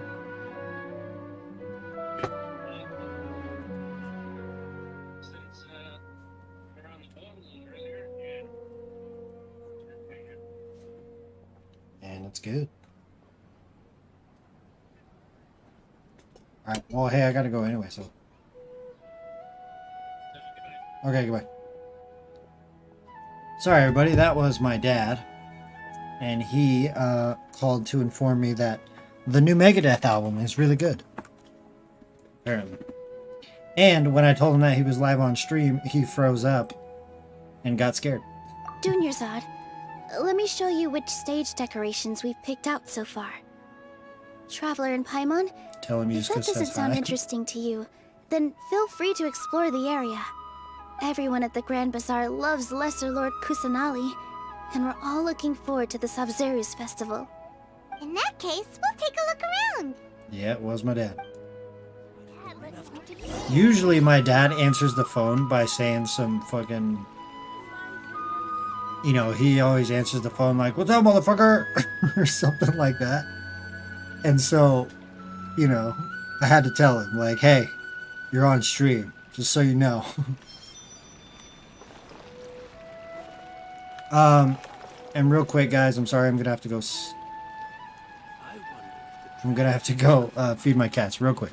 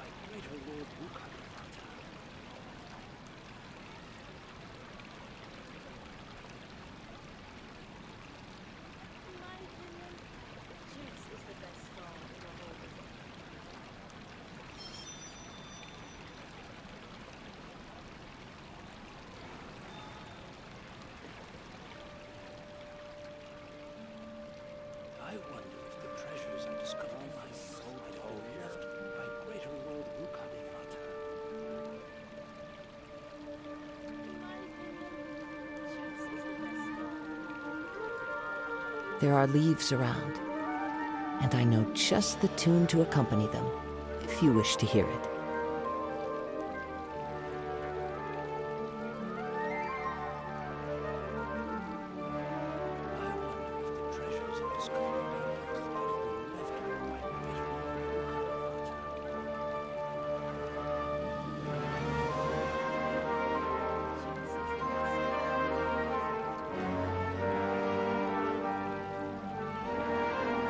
I'm back.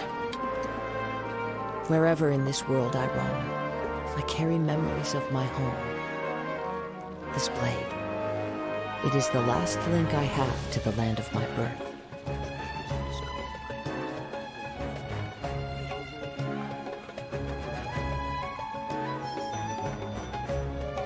Who here is playing Tower of Fantasy? Type a T in chat. Whoa! What's with your yellow hair? And why do your clothes look so funny? Are you an Outlander? Did you know that the Sabzeruz festival is about to happen? There'll be loads of fun things to do at the festival. The best part is when Ferris, the Knight of Flowers, passes out candy to everyone.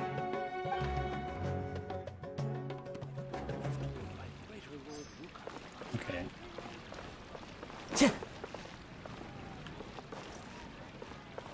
Alright, okay, I'm learning not to ask my chat these things because you guys are all trolls.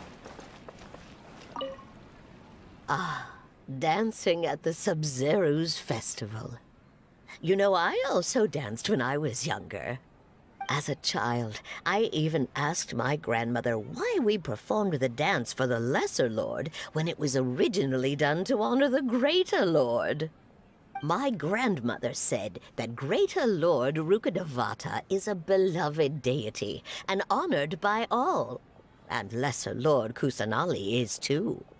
If the Goddess of Flowers ever knew Lesser Lord Kusanali, then she would certainly have wished to be her friend and hold celebrations for her too. The Sabzeruz festival has been losing its appeal over the years. That is, until a wealthy benefactor stepped in this year and brought the festival back to life. I heard she forked out a lot of mora to make it all happen.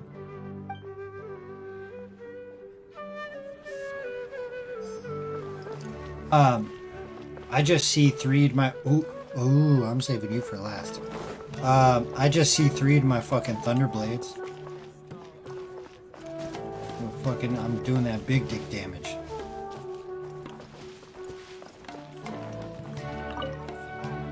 Things are really shaping up, and there's a buzz around the festival this year. We're expecting people from all over to come by this year and buy things during the festivities. Don't be fooled into thinking that Sumeru City has the best of everything. Some festival snacks are only offered here in the Grand Bazaar. And when it comes to musicians, dancers, or singers, the Grand Bazaar's got the best of the best. Sure, those folks at the Academia might not like it, but what's a festival without song and dance? Disrespectful to the elderly. No. I mean, I don't know. Nilu, your outfit looks amazing. There's also something different about you from when we first met up. I thought I'd add a little extra pizzazz to my dress for the festival. See? Wow, did you sew all that yourself? Uh-huh.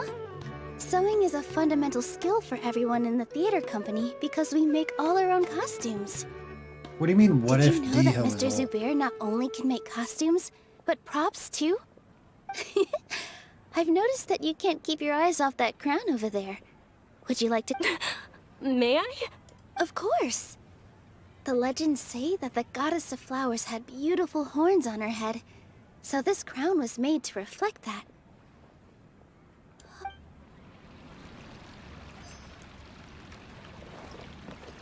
Follow the wind. I'm not gonna sleep through Dia talking to me, okay? Look at her model. Her actually, you know, Candace has a very awesome fucking model too.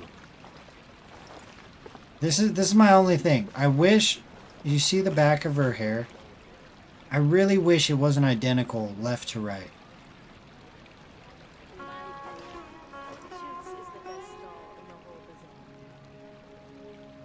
Because when you're going to be playing her, right, you got her hair, and then you have her cloak, so you got like these 4 wings. Whenever you're running, you're just going to see those 4 fucking wings every time you run. Like these little fishtails. Anyway. Huh. Revamping the stage for the festival couldn't have been easy, that's for sure. I bet this year's festival will be one to remember. I don't know much about the Grand Bazaar, but I do know that the residents here have a penchant for song and dance. 2 things that the Academia doesn't particularly approve of. Oh, and the perfume sold around here is a lot better than what you'll find elsewhere. The fragrances are longer lasting and they're gentler on your skin and... I mean, that's what I've heard at least. Oh.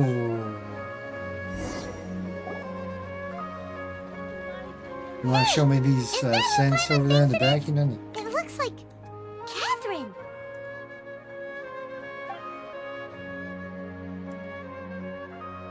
She walks? Oh my god.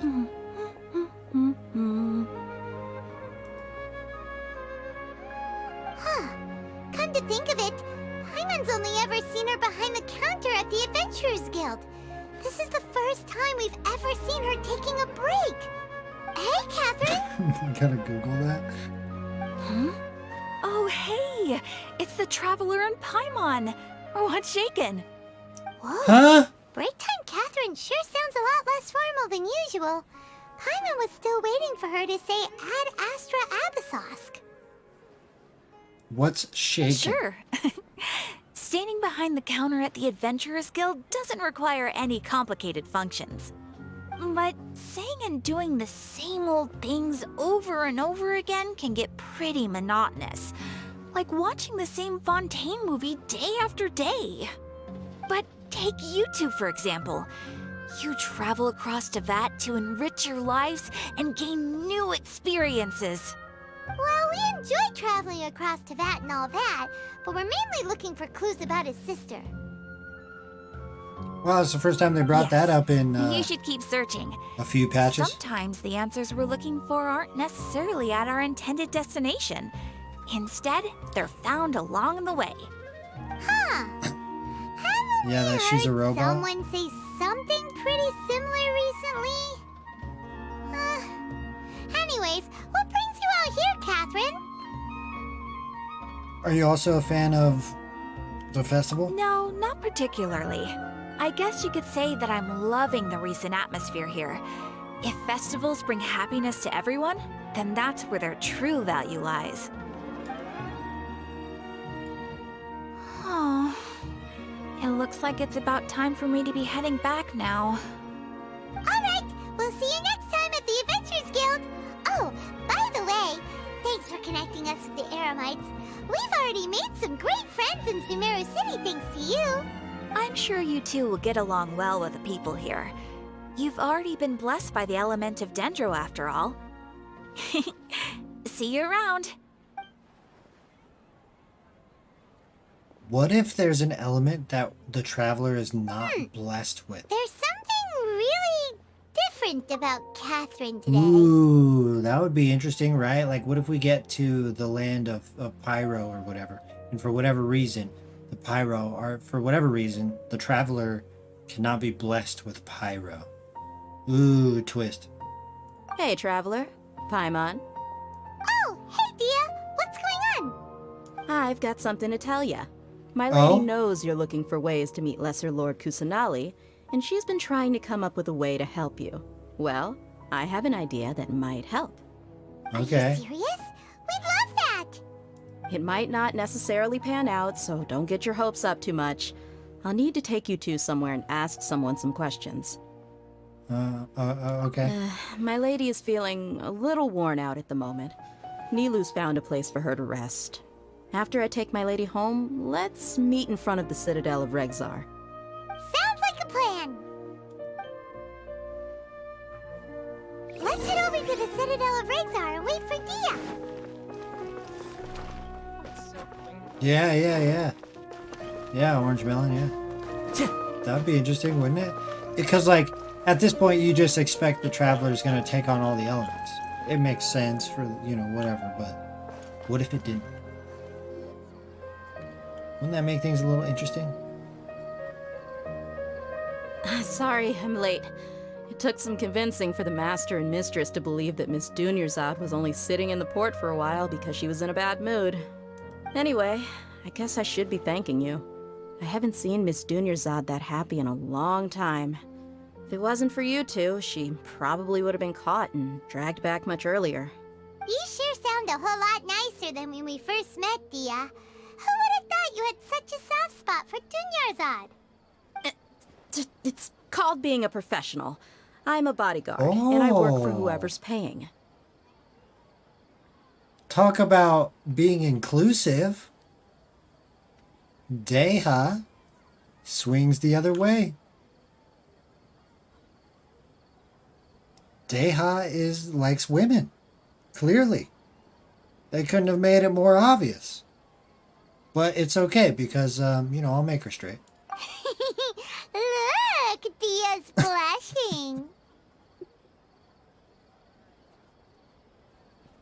God damn, sometimes the shit that comes out of my mouth is ridiculous.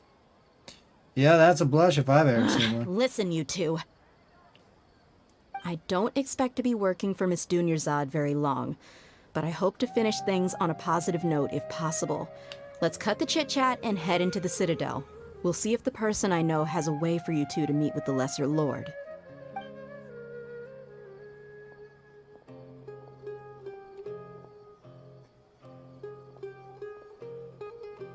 Yeah, no, I mean, they totally just hinted that she's more than just a bodyguard for Dunya, hey, Chief. so... Ha, Dia! What are you doing here? And well, didn't expect to see you three together. I take it you all know each other already? We met this morning after the Adventurers Guild pointed us to Osfon for more info. No kidding. Huh. So, where's Ruksha? I thought I'd help these two out by asking about the theft. Anything you can tell him? Ruksha's gone over to the Academia. The Grand Sage recently ordered Sumeru City to begin bolstering its defenses, so people from all over have been called back to the city. Since you've already mentioned the theft, I suppose I might as well tell him what we know. Appreciate it, Chief. Theft? Sorry, what the heck are you guys talking about? Just recently, the Academia lost something, and there's a chance the item is connected with the Dendro Archon. This case might just somehow help you in meeting her. I suppose that's one way to look at it. But if you ask me, the case is more about the Academia than anything else. You know what's unfortunate? Ronan, any help here? A channel of a friend of mine just got hacked, and the hacker is uploading CSGO, and he needs to go on Twitter and at YouTube and say, hey, what he needs to go on Twitter. He needs to at YouTube. He needs to at a lot of bigger content creators, because they have access to their own personal YouTube manager, and maybe some bigger content creators would be able to help, or there's a chance that YouTube will actually respond to it and try and help. His YouTube channel got hacked, right? Any help here? A channel of a friend of mine just got hacked, yeah. What I was gonna say is, what's unfortunate is, like, people only notice what you do wrong. They never notice what you do right. So for instance, Hoyoverse is inclusive here with the LGBTQ plus community, essentially. But nobody acknowledged it. Nobody gave them props. Nobody did anything as far as that goes. But they only notice when there's not someone of a darker complexion, kind of thing.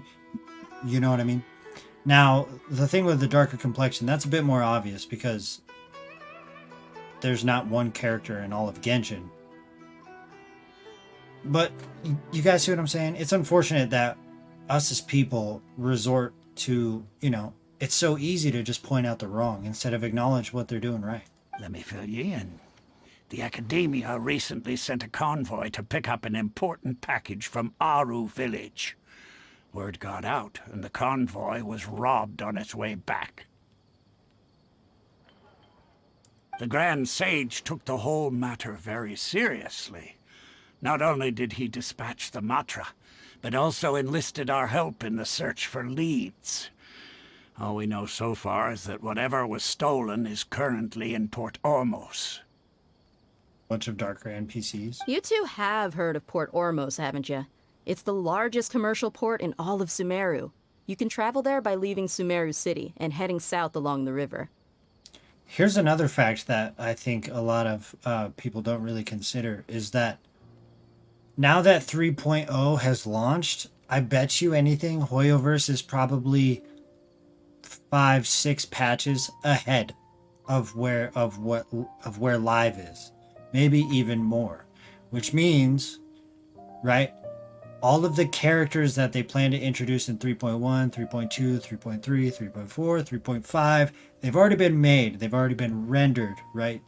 So to go back and remake them or re-render them a different skin color or whatever, it would cost them money. Now we all know that Hoyoverse is a fucking cash cow and they just like their money.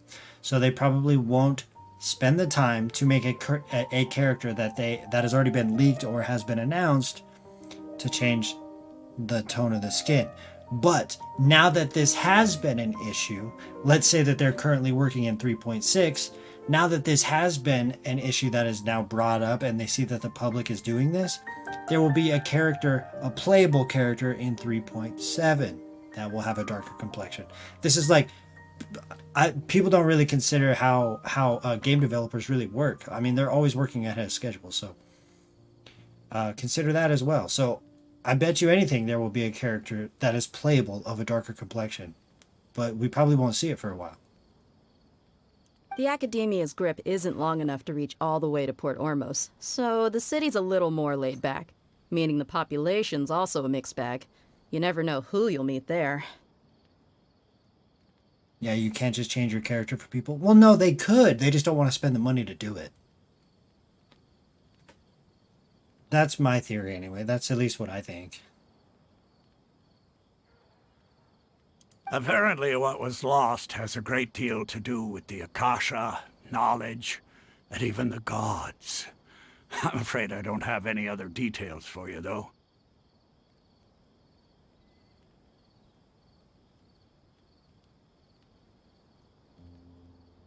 You just want an African server?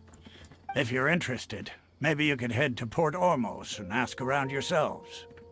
If you want my advice, try introducing yourselves as students of the Academia once you're there. I totally see you, because boy, that's pretty funny. Are you serious, Chief? All the Academia students are in Sumeru City, you know. Why should they pretend to be students in Port Ormos? If you're also interested, just go there and see what happens. Yeah, does he have, like, two-step verification on his channel, Kyo? He should probably do that, too. Count me out. I've got plenty of work to do here for the Homayani family.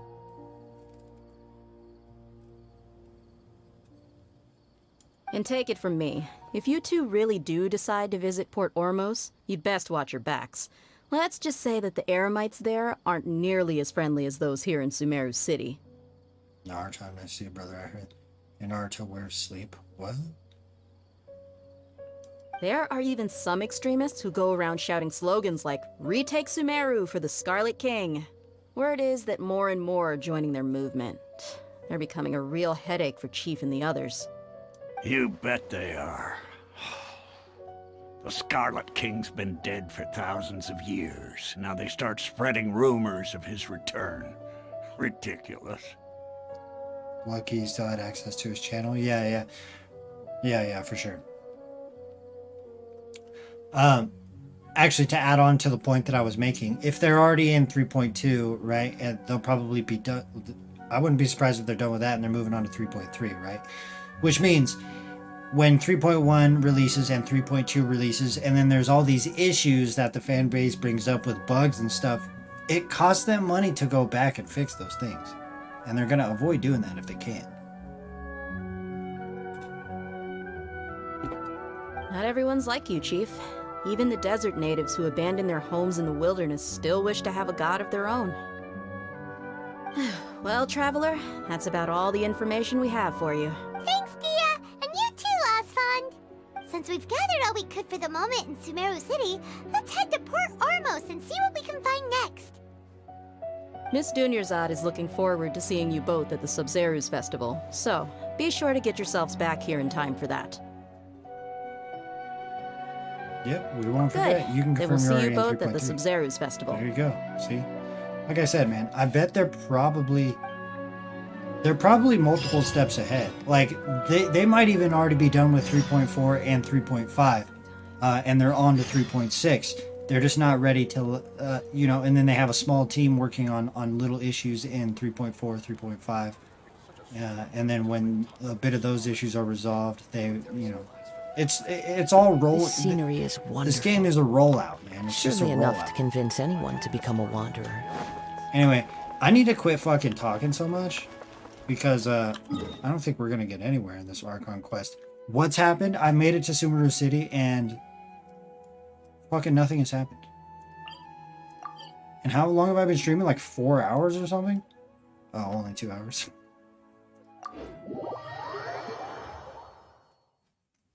They are barely ahead due to COVID. Okay. Yeah, actually, yeah. No, I could really see that. I could really see that. For sure. I could see that for sure.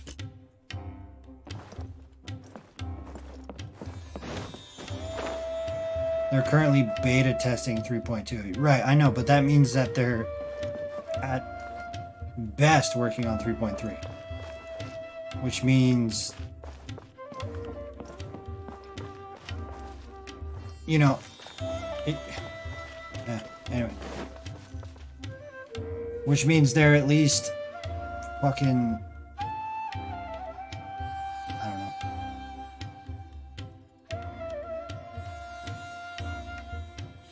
Come and have a good look yourself. Traditional spices of the highest quality, made with pride and experience. You've got a deal. I can't thank you enough for always looking after my business. Same model in fucking Inazuma. Believe me, I'm not making this up. Several Eremite mercenary groups are nearly in open conflict, but does the core of 30 care? And that's not all. Did you know that... Wow! Talk about hurly-burly! This place is busy! Guess that's only to be expected for the largest port in Sumeru. Maybe it's because of what Dia told us earlier, but Paimon can't seem to shake the feeling that there's also danger lurking in these crowds. Let's get our bearings so we can start looking for leads. We know that whatever the Academia lost is related to the gods. But other than that, we don't have much else to go on. By the way, if anybody in chat who's not talking plays Genshin or Tower of Fantasy and wants to be a part of the community, join our On the Discord. way here, and the Academia doesn't seem to have any research facilities in Port Ormos. Pretty good people over there. And you know what? I'm overdue for a More giveaway. suspicious going around saying we're really am. Academia students and asking about the stolen item? We should figure that out before doing anything else. Given all the people that come through here every day, if there's any information to be found, Paimon bets we could find it in the market. Let's ask around and see what we come up with.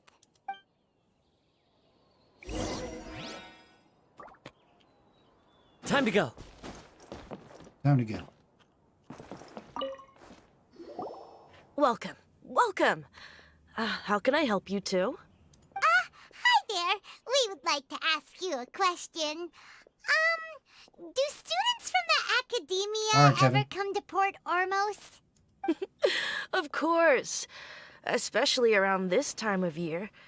Students from Sumeru City that are about to graduate often come to Port Ormos to cut loose a little. Many people often talk about how hard it is to get accepted into the Academia, let alone graduate. But those who finish their studies and go on to become full-time researchers at the Academia have it even harder. Sure, we may not be Sumeru City, but Port Ormos offers beautiful scenery and a stress-free environment. Some even say it's good luck to come to Port Ormos, so students and researchers come flocking here when things get to be too much at the Academia. You see over there? Those are students from the Academia. They look pretty serious. They've been looking worried and miserable ever since they got here a few days ago. If you ask me, the life of a merchant is better. So long as the Akasha teaches us what we need, then life is good. Those students seem to be discussing something. Let's see if we can listen in.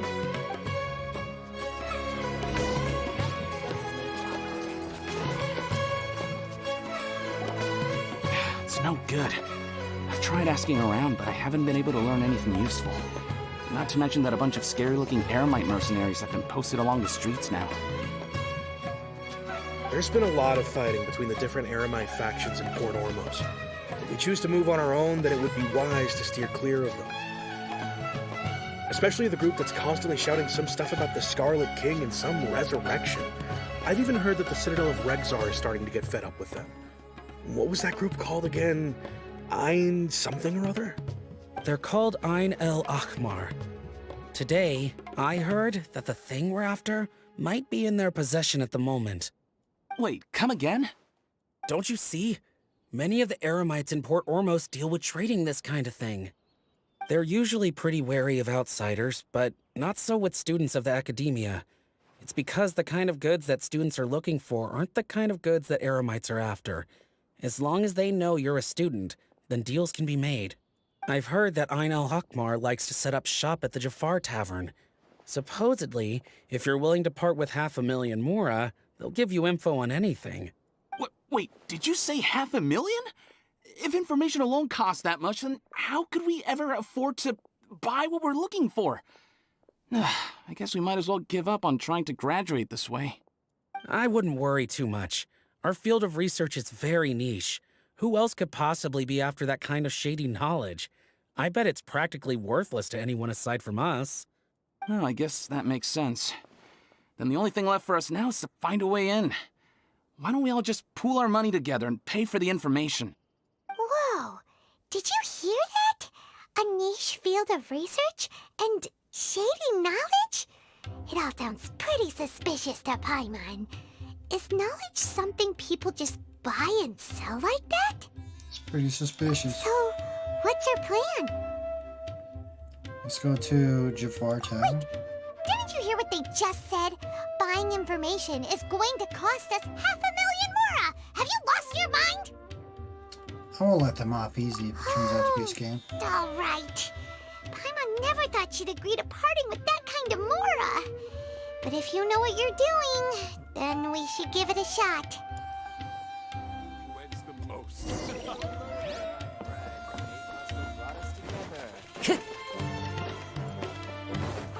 Wait.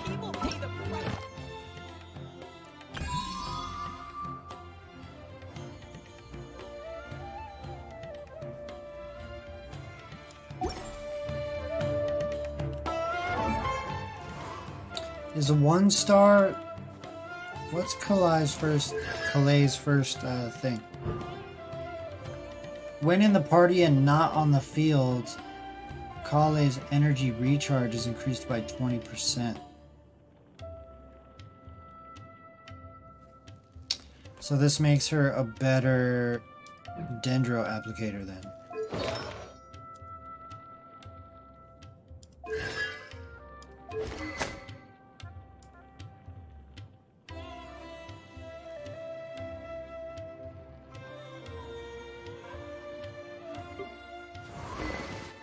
Oh yeah, I forgot that I even have this guy.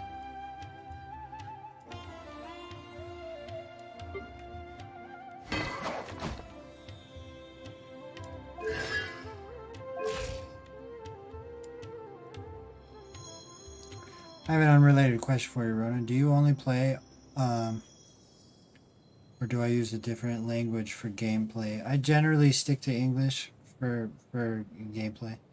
On the other account, the community account, it's in Japanese, I think, isn't it?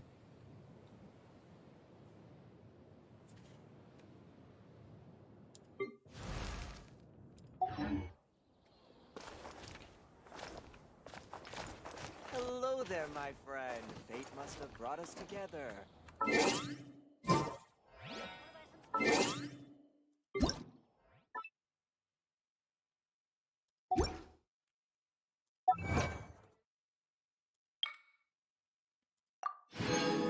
Feel an urge to just fucking play the game, Zoo Tycoon.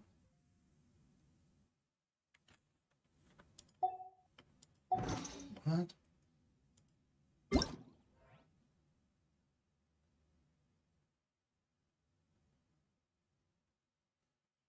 I wouldn't say it's a community account. It's more of an account that the community gave suggestions on Wherever in rules this for that world I account. roam, I carry And I put them on memories the of wheel. my You don't home. remember that, Orange? Maybe you weren't around Displayed. for that. But it's like a free to play fucking support only. What is that account? Oh yeah, it's a Nuzlocke account. That's right. So if any of those characters die, they're gone forever. Fuck, I forgot about that.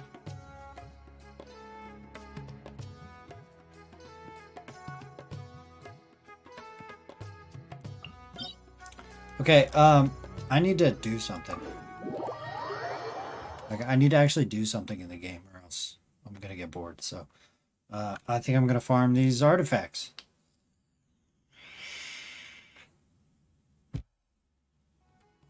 He gets an Akash. Oh, well, I did start to build him. But he's just not good enough. He's... What do I need for him again?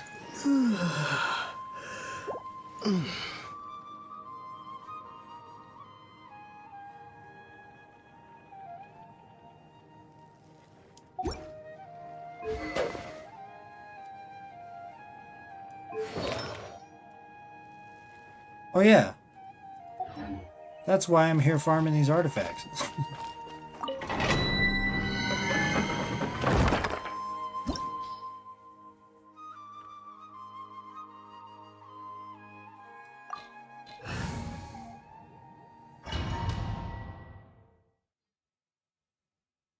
Fully M stats, yeah.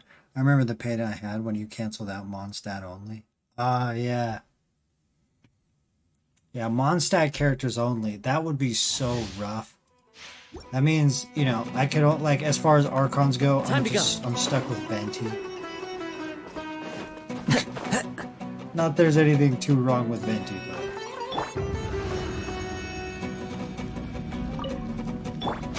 You are not welcome. Sumeru! Everybody stand back! Let's end this now! God damn! The wind knows me. As one with wind and cloud. Into the wind.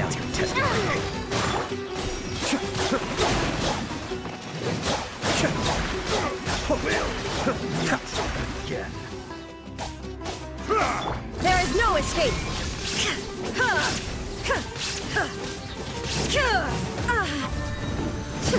Dude, what fucking annoying ass animals. Seriously. No, Venti's good. I just don't... I'm just not a fan of his character and model and things like that.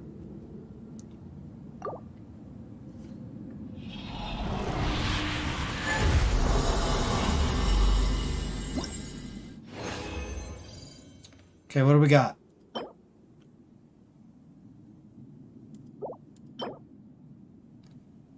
Dang, EMER. Oh, crit damage main stat. It's only purple though, or 4 stars.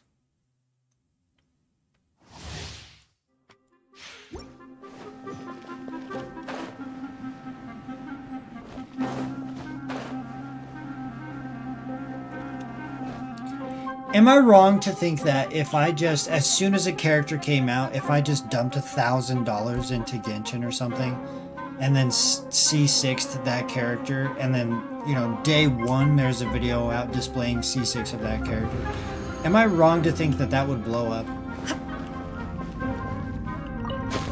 You are not welcome here. Cascade. Attempt back now. The wind knows me. Clouds high. The birds calm. One with nature. Now you shall perish! Erase all threats.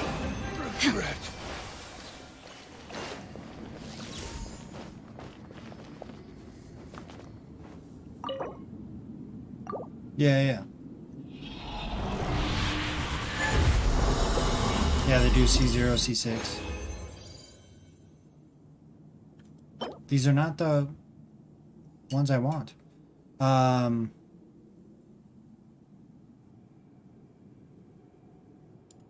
That might be okay though.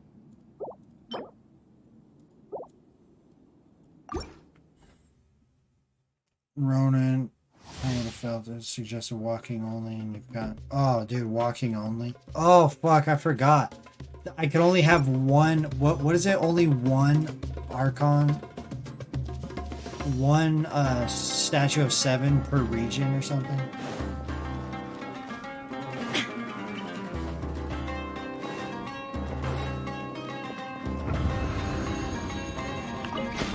You are not welcome here.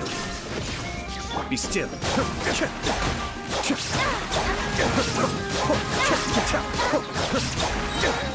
Mind the deluge. I'm getting sick. Is that all you have? The wind knows me. Fallen leaves adorn my night into the wind.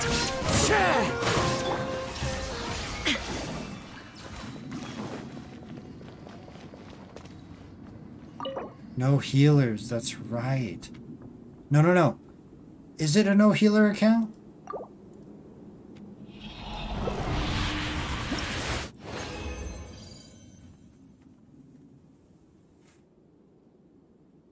God damn, can I get any more lamps? Oh! Oh.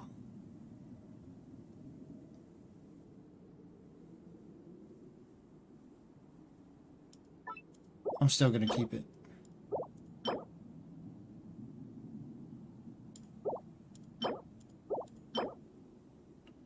Electro EMERCD. What the fuck?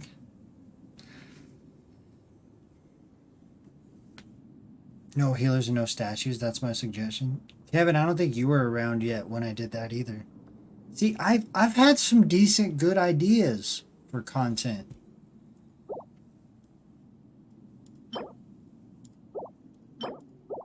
Really bums me out when those ideas don't. I hate when I put a bunch of effort into a video and like I edit it like with all these cuts and I make it funny and I do all this and then it like it just doesn't do well. It's such a bummer.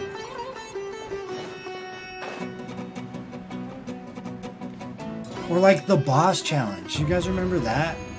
When I made us all go fight the fucking big wolf when he was level 40 and we were all level 20 or something. That was good content too. You are not welcome. Teamwork is dreamwork. Illusion shattered.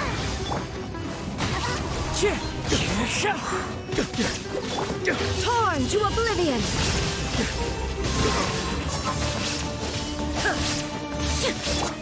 The wind knows me. Clouds high. The birds call. One with nature. You were around before. Regret. Wait, it's cool to be around in this stream now? Since when?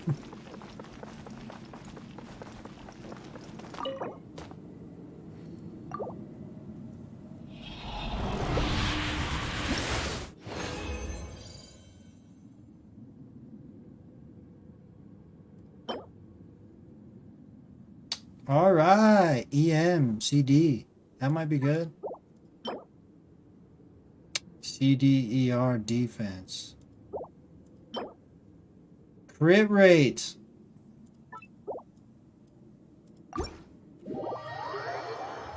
It's cool now that I joined. Oh shit.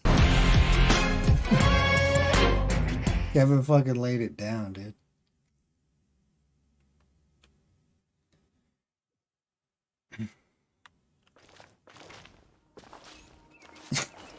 You know what that feels like for everybody else in chat? Emotional, damn it! That means it was never cool with you guys here. According to Kevin. Attack him! Okay, what are we looking at? Dendro...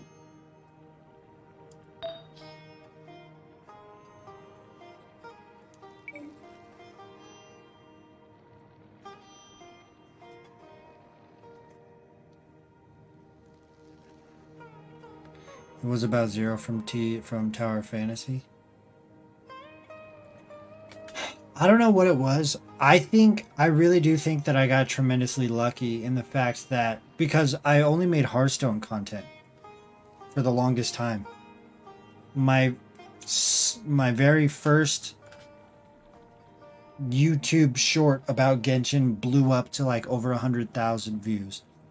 And it like doubled my subscribers. And then I was like, oh, okay, I guess I'll make a Genshin video. And then I just did gameplay.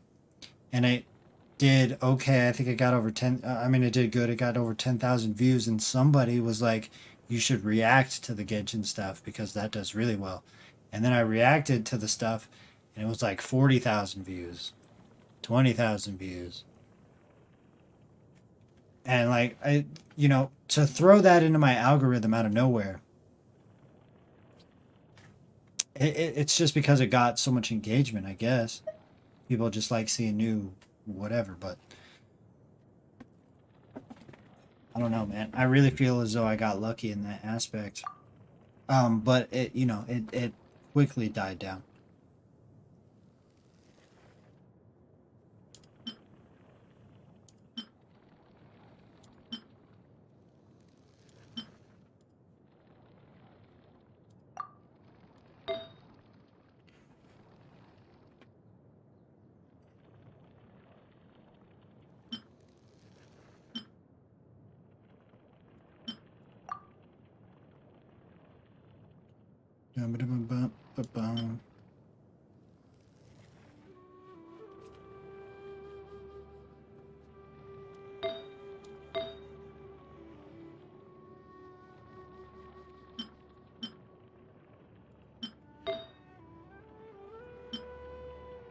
Crit rate, crit damage, attack, EM. Oh, that's good.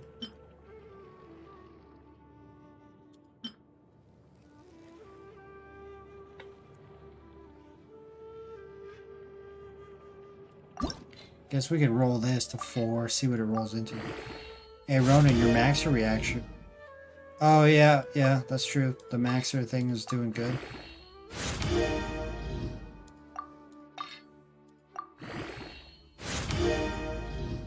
That was a while ago.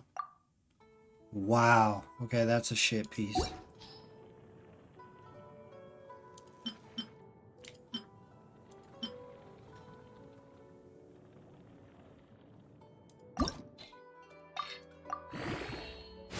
People like when new people play their favorite game. What can I say? Yeah, no, I mean, it makes sense. I mean, you know, I've had people. Oh shit, dude, it rolled into crit damage. Holy fuck. I've had people come up to me and say like they don't get how people watch other people play video games, and I don't get that because I love whatever game it is. So. It's so easy for me. The reason why the video is doing better than the first one is probably because there's more gameplay to it, which the Subnautica community really likes, and probably because I watched it full 3 times.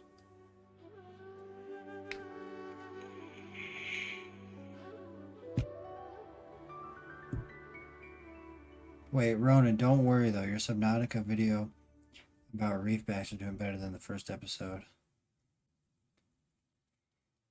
It got more than half of the view in 5 days compared to almost 2 months.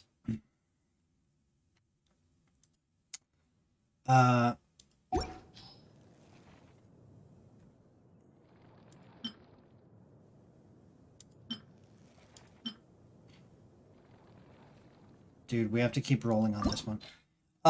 Yeah, no, the Subnautica thing is doing all right, but again, right? It's like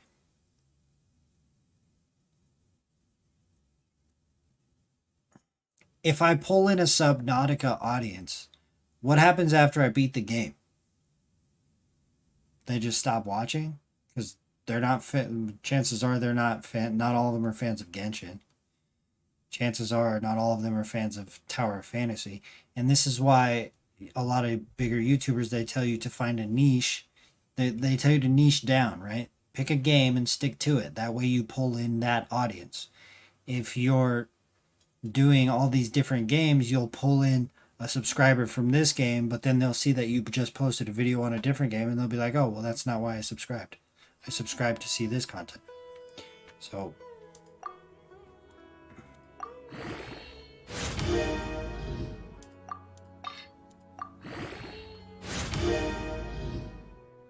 crit damage again. Dude, I'm gonna full roll it, dude. Fuck it. Maybe one day I will be a variety streamer.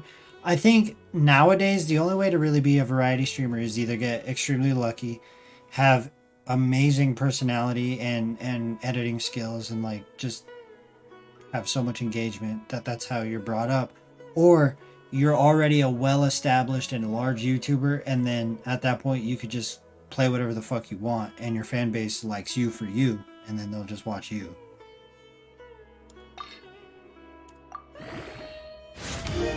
You know what I mean? But for now, I should pull in a fucking audience. Just, you know. Elemental Mastery, 35. Holy shit, hold on. Let's compare these.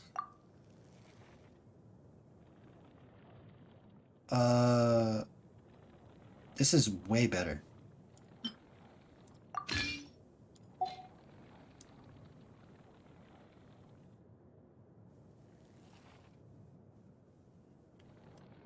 Let's upgrade some of these. Hey, Vapor. Have I seen VTubers? Yeah, I've really thought about doing the VTube thing just because I don't know why, but for whatever reason, people seem really attracted to a fake model than a real person. I don't know why. They're just like, entertaining or something. You know, maybe they can put a character behind it. If I became a VTuber, dude, sure, I think my character would be Australian. Just because it would be so fucking funny for me. It'd be so fun to do. Just make him a fucking an Australian dude.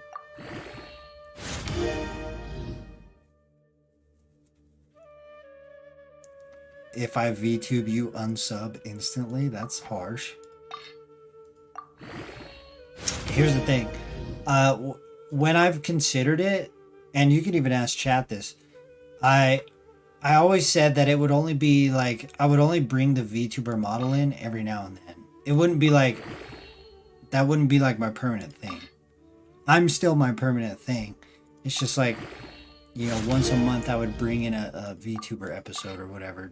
And really it's just for my own entertainment. I think it would be so fucking funny to just sit behind the mic, say these outrageous things in an accent for my own entertainment purposes, really. That's the main attraction for it to me. It's like I would get to create a whole persona. And it would be funny.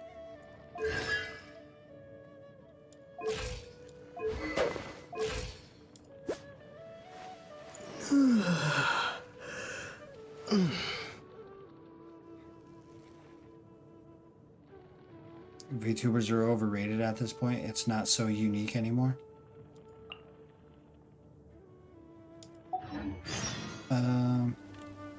Yeah. I would definitely agree. It's not as unique as it probably once was. But I think if you look on YouTube, it's probably still in the minority. Don't people still... The vast majority of YouTubers is still them. The wind knows me. But anyway, I don't have the fucking money for a VTuber model anyway. They're stupidly expensive. But it's fun to think about. It's... What's fun for me, okay? Kevin, Kyo, don't get your fucking... Don't get upset. Why the idea is so entertaining to me is because I would get to create a persona. And that would be funny as fuck to me. Because, like, it could be a whole different person. I could make him whatever I wanted to make him be. And it would be funny. I've never been into VTubers. I haven't either, actually. I started, like, what's the one that, like, does her own model with the suit or whatever? It's not like your typical VTuber model. She's, like, her shit's crazy. I would just watch her do interviews of streamers that I liked. Port Ormos is pretty great.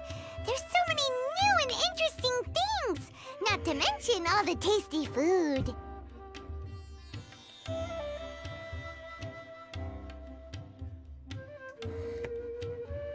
It could make a separate persona without a VTuber model. Yeah, that's true.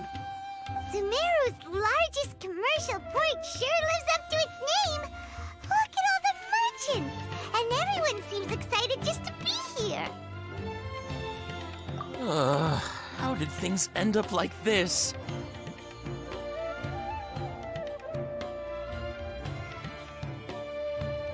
Trump, yeah, I remember Trump. Hearthstone. President Trump? I've never seen that. Artistic license. That's how. I should have made you wait until we got an update from Tanja. But when I finished the prototype Aranara yesterday, you agreed that the kids would like it. That's why we tried. Well, I never thought they'd dislike it so much. Hold on, guys. I'm gonna go over here really quick. No, never mind.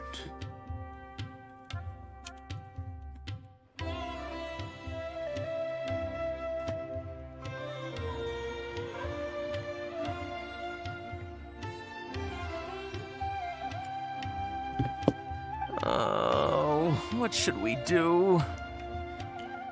Whoa. Yeah. Compared to everyone else, they seem really down in the dumps. What's going Paimon.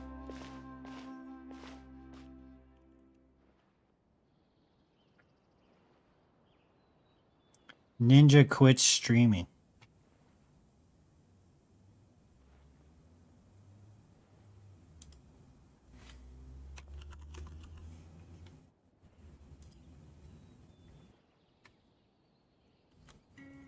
Does anybody have some reaction content for me?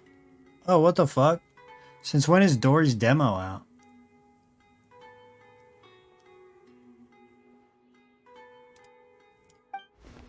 Hey there. Paimon's name is Paimon, and he's Hold a on, I'm traveler gonna- who is just passing by.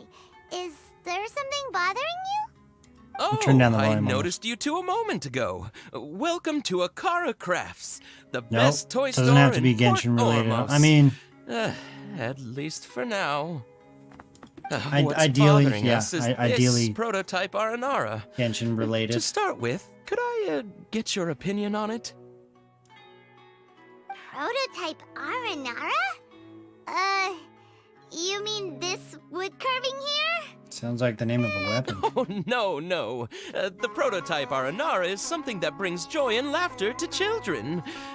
At least in theory. Not the first negative feedback we've had. So, what exactly is a prototype I hate to tell you, man. Aranara? The thing looks like shit. So for context, Aranara are magical creatures in Sumeru fairy tales that live in the forest. Opera singer For the reacts. store's 20th anniversary, we plan to release a series of hand-carved toys based on the Aranara stories that kids know and love. This is a prototype we made to get an idea of how they would react. But when we put it out there, the reaction was not quite what we'd anticipated. They thought it looked like a Or mushroom Tower of too, Fantasy huh? related. It could be Tower of Fantasy related too. No, worse than that, actually. I can't Or- quite describe it, though. And I'm also... Or Gotcha related, I guess. React to a React video? React Inception? Yeah. It's funny when bigger YouTubers do that. This is not or they an catch each other Aranara. slipping like that. No way! I've read Uncle Tanja's Aranara and the Ill Little Fungus. It says that Aranara are supposed to be chubby and squishy. The carving looks nothing like that. Toys do look better when they're round and chubby. Uncle Tonder said in Aranara's vow that you can deceive the eyes, but you can't deceive the heart. Okay. This carving makes me feel lost and confused inside. I don't think the creator put his heart into it at all. It's nothing like an Aranara. That is hilarious. Dude, it made her feel lost and confused inside. An 8-year-old. The fuck? Ooh, didn't put his heart into it, huh? Oh, sounds like one of those things that's easier said than understood. Does an 8-year-old even Cassid know and what Alia it feels didn't like to this feel carving, lost inside? But I think it's okay. It doesn't look too happy, so it's kind of pitiful in a cute way. Oh, a positive review! Yeah, so I would totally ask my dad to get it for me, if it wasn't meant to be an Aranara. Oh, well, that took a sudden turn for the worse. We asked the children for their opinions. Oh, how did it go? Has it maybe, grown on them at all? Unfortunately, no. Oh, this is such a shame. Why isn't Tanger back from Gandharvaville yet? Oh, the kids kept mentioning an Uncle Tanger, too. Who is he exactly? Uncle Tanger is a famous children's author here in Port Ormos. He wrote quite a few stories in the past, but none of them were popular among children. Just like our prototype Aranara. But around a year or so ago, he suddenly had a eureka moment or something, and suddenly the children loved every one of his stories. That's right. My little Ghaffari loves his stories too. The whole reason we decided to make these carvings was because we saw just how popular the Aranara are among children. We asked Tanja for guidance, but right after he agreed, he went off to Gandharvaville with his son to look for inspiration. They haven't returned yet. We were running out of time, so we had no choice but to carve an Aranara based on our own imaginations. As you can see, this was the result. Oh, we have to do something. That's not far off from Hey, what they look like. since though. you're the famous traveler, could you do us a favor and look for... he doesn't have to come in person if he's too busy. Just ask him to write down his suggestions and bring his notes back to us, if you could. Please, if only to put a smile on the children's faces. They seem pretty desperate. Yeah. Yep, let's do it. Dude, Genshin fandom is fucking insane. Like, it's crazy to me that they do stuff like that. You know what I want to do? I just want to roll on stuff. Is that bad? I just want to wish for shit. But I can't. I know I can't.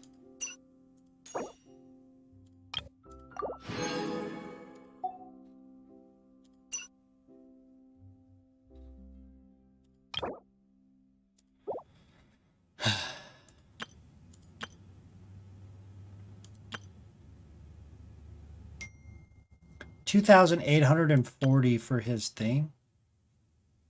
Jesus Christ, that's fucking $40. I know I gotta save for Dia. I know. Dude, on the Dia mains fucking Reddit page, there's somebody who has so many fucking wishes saved up for her. And I commented, I was like, you son of a bitch. Like, I was just so fucking mad.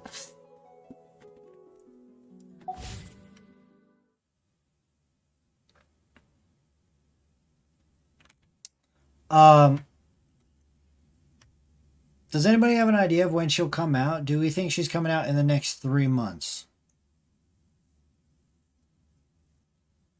Dia. You have a lot of wishes? How much do you have?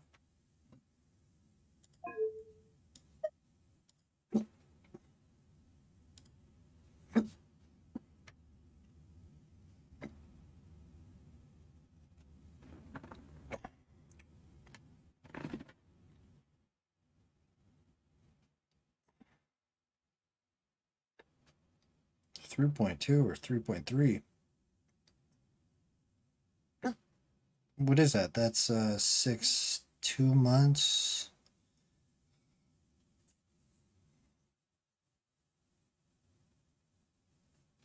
Yeah, like 3 months.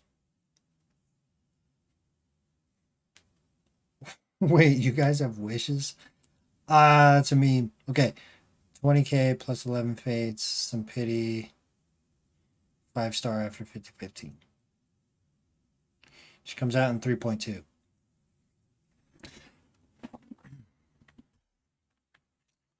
All right, I'm going to hide chat for this. Okay, so we got the character demo. Dory, thank you for all your generous... Oh, thank you for your generous purchase. Let's see what it's about. Welcome to Dory's Divine Bazaar.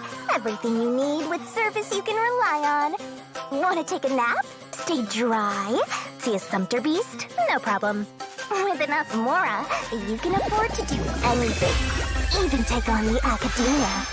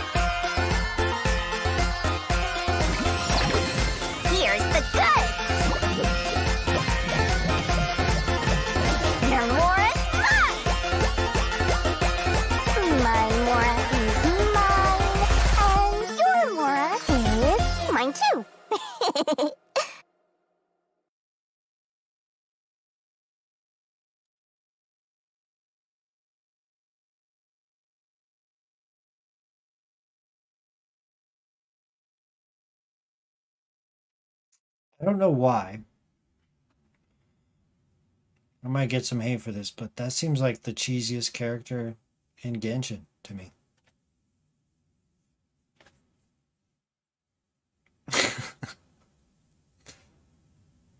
Maybe it was the music just made it seem cheesy, but it just seemed like the cheese. I don't know why. It just seemed that way. Based take? What do you mean?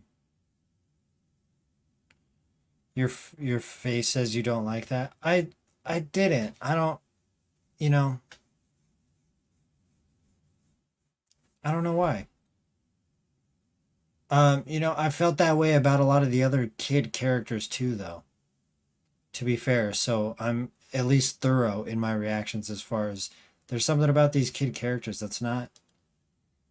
It seems I don't know, man. Everything you need with surface you can rely on. Want to take a nap? Stay dry? See a sumpter beast? No problem. With enough Mora, you can afford to do anything. Even take on the academia.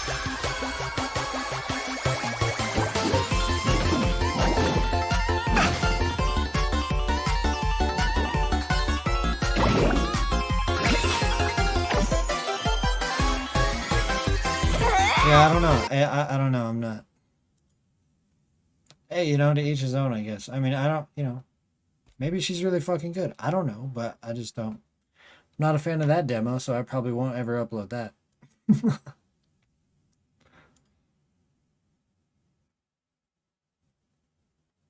That's the first demo that I think I've reacted to and decided not to upload, actually.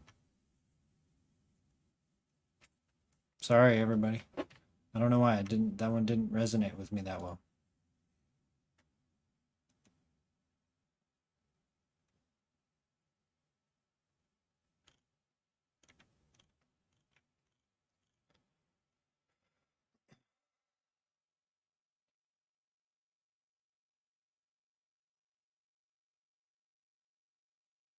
You have mixed opinions. That's okay. I mean, I'm sure there's tons of people who liked it. It just felt, yeah, I don't know. Like, I think it was part of like the cutout pictures that go across the screen and like the I don't know. I don't know. My mood has suddenly shifted because of it. Okay, her healing is based off of max HP, so the bell will finally have a purpose. Huh. French Venti the Bard, hello. Now react to the new Way theory. Okay, I'll react to that, and then Kappa wants me to react to some opera singer thing. Oops, Way. Genshin theory. Wow, can't spell.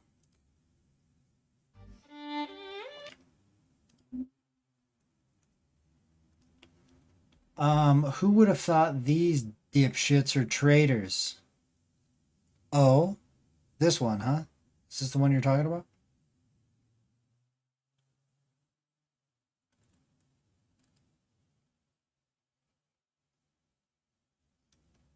If she was the first electro healer?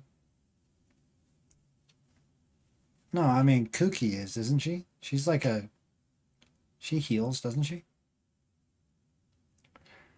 Okay. Oh, I stopped recording for some fucking reason. God damn it. Hold on. I have to label that footage at least. Because there's some couple good short moments in there. Stream short. Okay.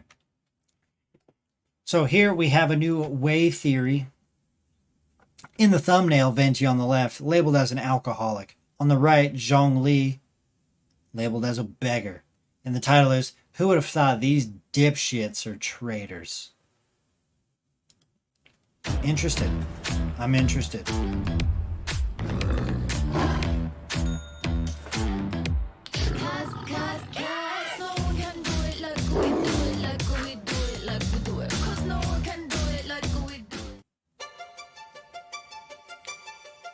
Come on, Way doesn't need any more money.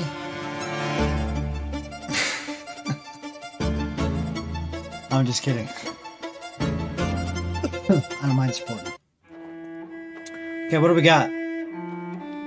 Doge?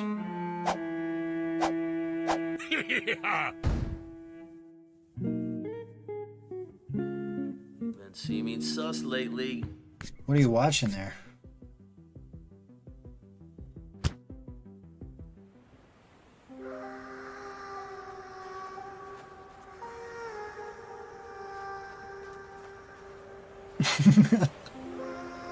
Yeah, this is all of us. This is hilarious. Stop being If you weren't too focused on the hot man, you probably noticed the chessboard. Yeah, we know that. Venti and Zhongli's gnosis represents Queen and Rook of the white side. Which means white side is Celestia. Does now it? Some people would instantly think.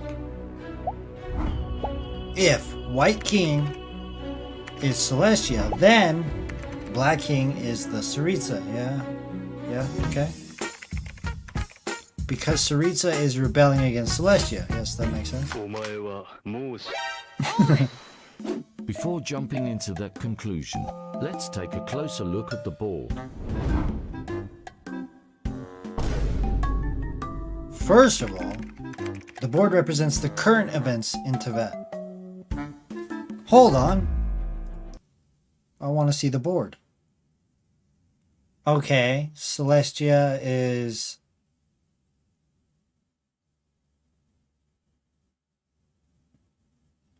Oh, well that would mean our knight is about ready to take Saritsa then.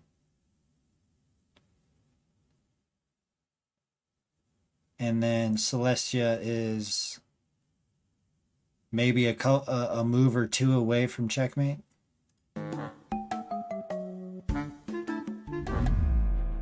However, it is identical to the game in 1996, Human vs. Computer. The same move. Gary Kasparov versus Deep Blue.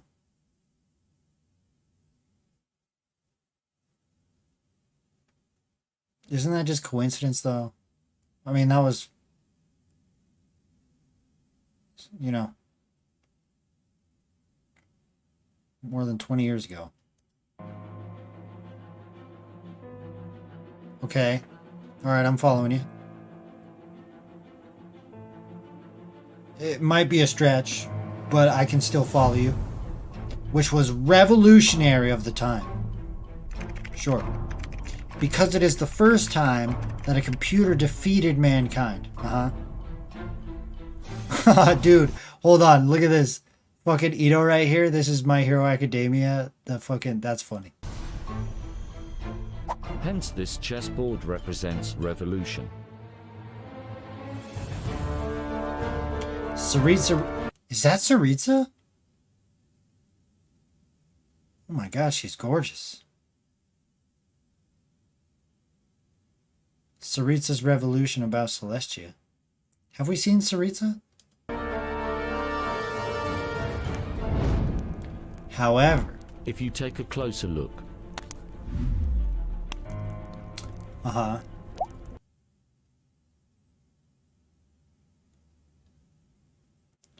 The queen can protect Saritsa in this particular instance. Sure.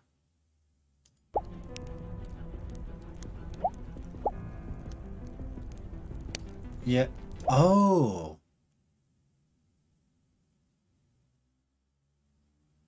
So it wasn't the same then. What did he say that for?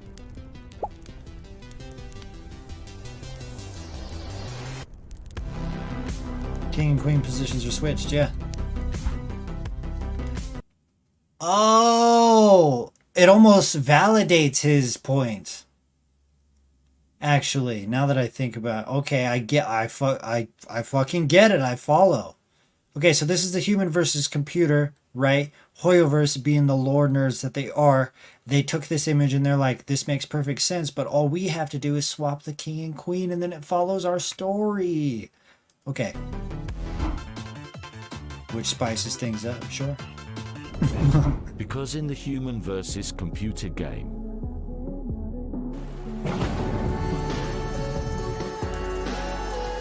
Yeah, the human lost. Which foreshadows Celestia's victory over Fatui, because computer is also white side.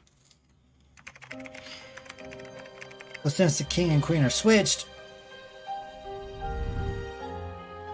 black side Fatui can actually checkmate in less than 8 moves. This is the move shown in the trailer.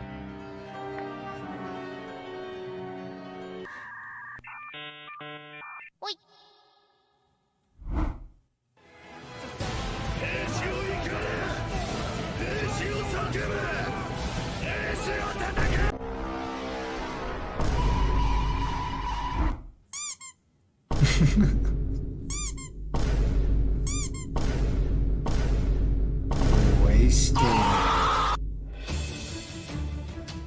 But there's more to it. There are deeper symbolisms on the board. That exposes these two sussy traitors. Holy fucking Baldski Zhongli and Baldski Venti. Wow. Look how fucking round and perfectly marble their heads are. I could have gone my whole life without seeing that. I'd have been fine.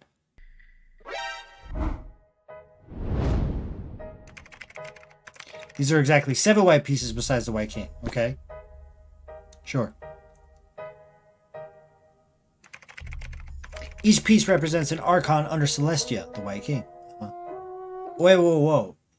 Represents an Archon. Oh yeah, 7 elements, okay. The 3 non-pawn pieces are Archons that already revealed, sure.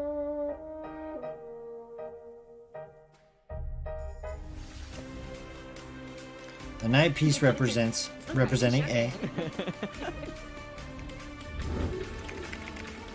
Because the knight defeated the pawn, that represents Signora Moth. Oh, wow. Okay. Fucking get Saritsa, dude. But wait, there's more. Dude, hold on. Fucking... You know what, dude? Round of applause for Wei, okay? The dude... This is fucking awesome, okay? It's awesome content. Good for him. Remember how A said... Only through eternity are you closest to the heavenly principles. Raiden being the god of eternity.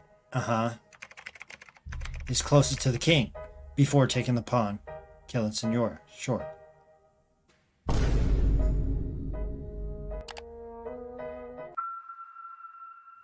I almost forgot something. Take a look at this.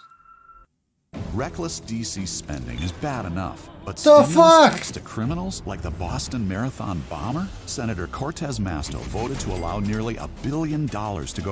Oh my god. You realize Wei just trolled us all, right? You realize he put this ad here intentionally, right?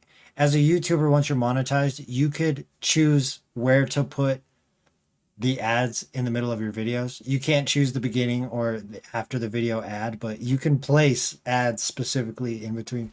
Wow. Okay, thanks. Thanks, Wei. Go to criminals in prison. Tell her to stop the reckless spending. Just stop inflation. Must there be hell in a healthy breakfast? Say goodbye to tasteless fiber. Hello, heavenly cashew organic. It's very strategic. Gets people watching still. This bar on the side indicates the winning chances of both sides. Okay. Currently, white side has an absolute advantage. Around 95% chance of winning. Sure. Until this happened. It's too soon. It's too soon, Hikaru. We didn't even reach a climax. Thanks for the fat 10 gift subs, Pikachu. My clock is throbbing. Throbbing. What is XQC's chat saying? Okay, this move on the chessboard represents A killing Signora. Yeah, we've been over that. Which single-handedly lowered Celestia's odds of winning to 0%.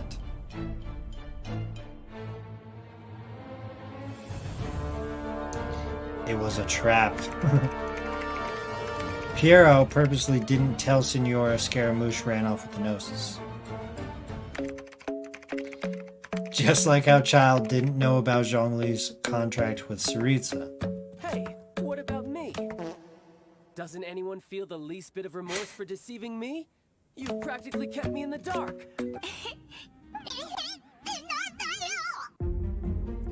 But Piero definitely knows Scaramouche would run off with the Gnosis. Which is why he purposely sent Scaramouche to learn that Celestia is a hoax. Unreconciled star events. The stars, the sky, it's all a gigantic hoax. A lie. Piero knows Scaramouche is a puppet from Inazuma with mommy issues. He knew Scaramouche joined the Fatui for fun and would run off any moment. Of course, it didn't surprise Even me Child knows that this. Scaramouche would do something like this. Piero made sure that Scaramouche realized Celestia is their common enemy before he ran off. What was the Jester thinking? He must have had some inkling of what we might discover on this mission. Would it really have been so difficult to give me a little forewarning? Remember how Yamiko saved us from Scaramouche? Sure. Something is off about it. As her erstwhile closest friend, A handed it over to me. And I've kept it in the Grand Narukami Shrine ever since.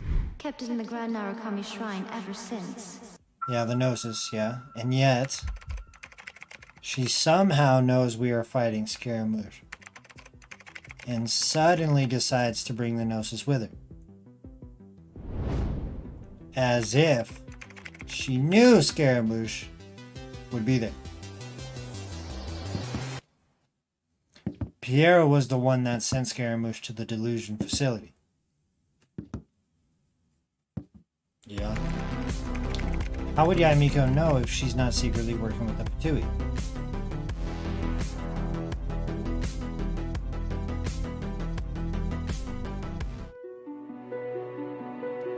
Think about it. Who has benefited directly from Signora's death? Wow. The Traveler. Because if Signora wasn't at the Tenshukaku,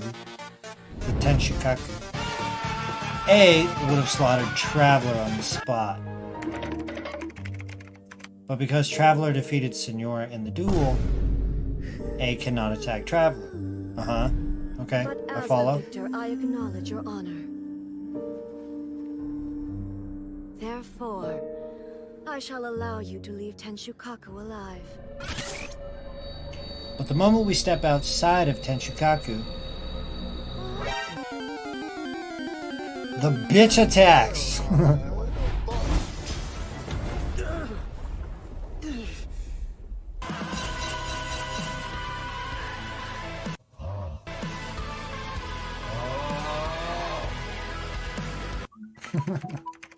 At this very moment, A realized humans are not weak, and her pursuit of eternity to protect them is meaningless. Aito was the one that helped Kazuha to arrive in time and save Traveler's ass. What? Where do we know that? And guess who asked him to help Kazuha? Our working relationship is quite a harmonious one. She would be forced to admit that without me, she would have no one to help execute her weird and wonderful ideas. Hence the pawn that represents Signora. Was a bait to lure A out of the plane of Euthymia. So Kazuha could blow her socks off, making her realize eternity is useless and stop locking herself up. The experiences we never forget come from the choices we make. The Wagoneer, or the Grand Wagoneer. Grand Adventures. The Okay. choice is yours. I still don't really know how to feel about it. You got KFC, mijo. This drum and thigh combo is only $6. Good deal. In summary, both Ye and Saritsa wants A to come out of her room. Sure. This move symbolizes both killing Senora and stopping pursuing eternity, moving away from the heavenly principles. Okay? Saritsa needs A's power against Celestia. Just look at what A is capable of.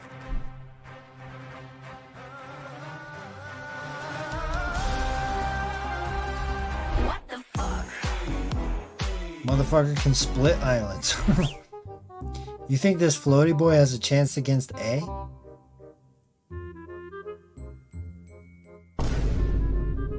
Which is why Celestia's winning odds dropped like Dogecoin.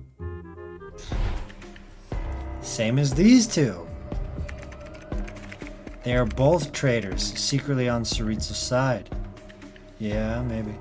If you think about it, Zhongli could have easily killed Senora on the spot here. Yes. Just like on the chessboard. The rook had the option to take the pawn instead of the knight. Huh. Also check. The black king, yeah. The Saritsa is not the black king. Yeah. She's hiding amongst one of the white pawns, waiting for the right moment. Just like in the story so far. Despite the Fatui being so recklessly active, Saritsa has not shown herself even once. The Black King symbolizes the Fatui only. Hence, Zhongli being able to threaten the Fatui. Okay. Refers to Northland Bank that's located in Liwa. Fatui is a military. The power of a military depends on its economic base. Soldiers need to be paid. Weapons and equipment needs money to be manufactured, and probably a lot more. This man could stop Saritsa's revolution if he wanted to, but decides to do nothing about it. He approves Saritsa's revolution against Celestia by doing nothing, making him a traitor. Now, let's find the other traitor. The fucking... Venti's braids light up if he uses his real power. So? Think you can get away? Now look back at the cutscene. Bro's faking it. The dude wants to give the Gnosis to Saritsa. Braids didn't even light up a single bit. He was pretending to resist. Just like on the chessboard. Instead of knight takes pawn, queen could have taken a free knight. But it is sleeping in the corner like, okay, whatever. It makes him a traitor. I see.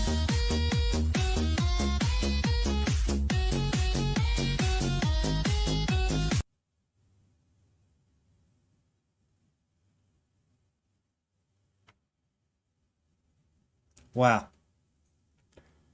One more time for Wei. It's a great video. I love that shit.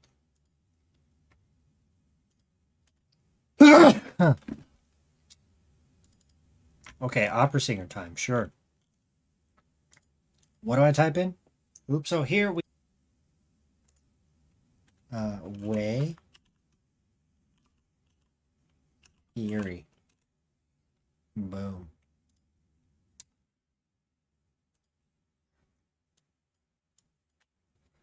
Okay, opera singer. The Fatui.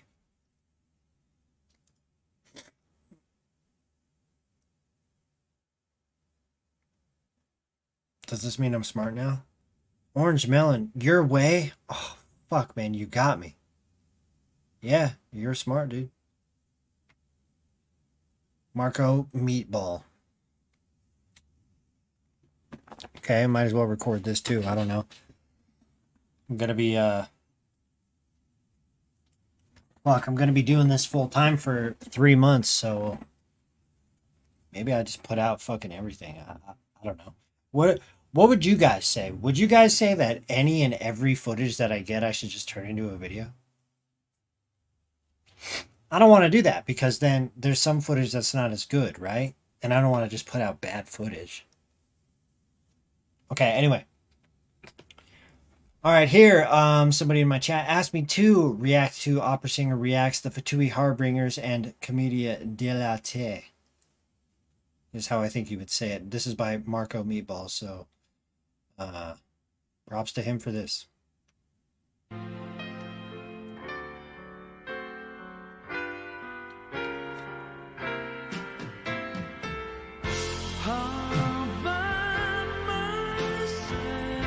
I can show you the way. Oh, wait, guys, before I do this, I have to order DoorDash. Fuck. It's okay, I'll keep this in the footage and edit it later. Just give me a minute.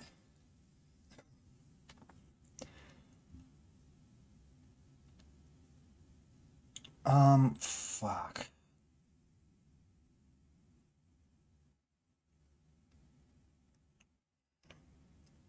So many ads. Well, you know, they gotta make their money.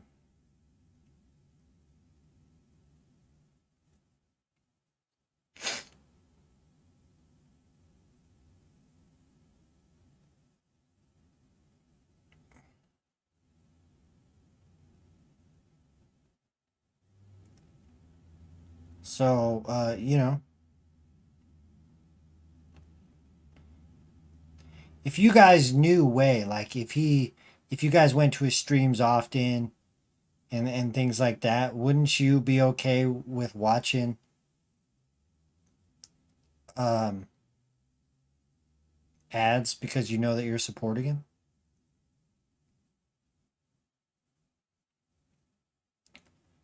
Unfortunately, I'm not getting you guys anything. Some of you guys live in other states, it would probably cost me a fucking $1 million to DoorDash something. Tyler won 14 ads. Does he do ads a lot?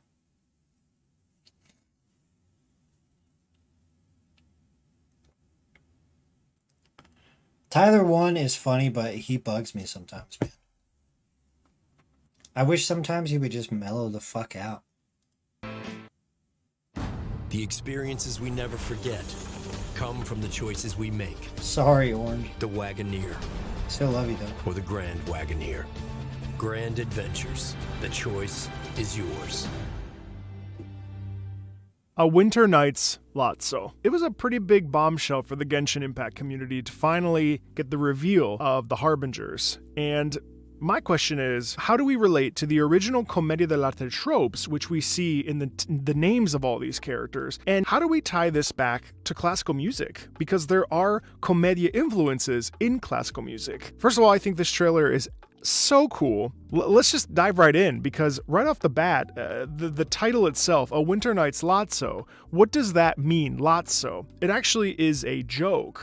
Different characters would talk to the audience and talk to each other about essentially contemporary subject matter. Typically, it was performed by one of the Zanni, which is one of the 4 groupings of Commedia characters. Zanni characters are Tartaglia, Arlecchino, Brighella, Scaramuccio. Those are their Italian names. It's pretty interesting because in this trailer, we are watching these harbingers, these Commedia characters, have a conversation with each other. And while there's no jokes per se, there is action being taken. So in this case, a Lotso for the Fatui Harbingers is a meeting and a dialogue with each other, kind of in the way that it would have been an improvised dialogue between actors on stage. Obviously, they're here to mourn Rosalind and La Signora, but we get the same essence.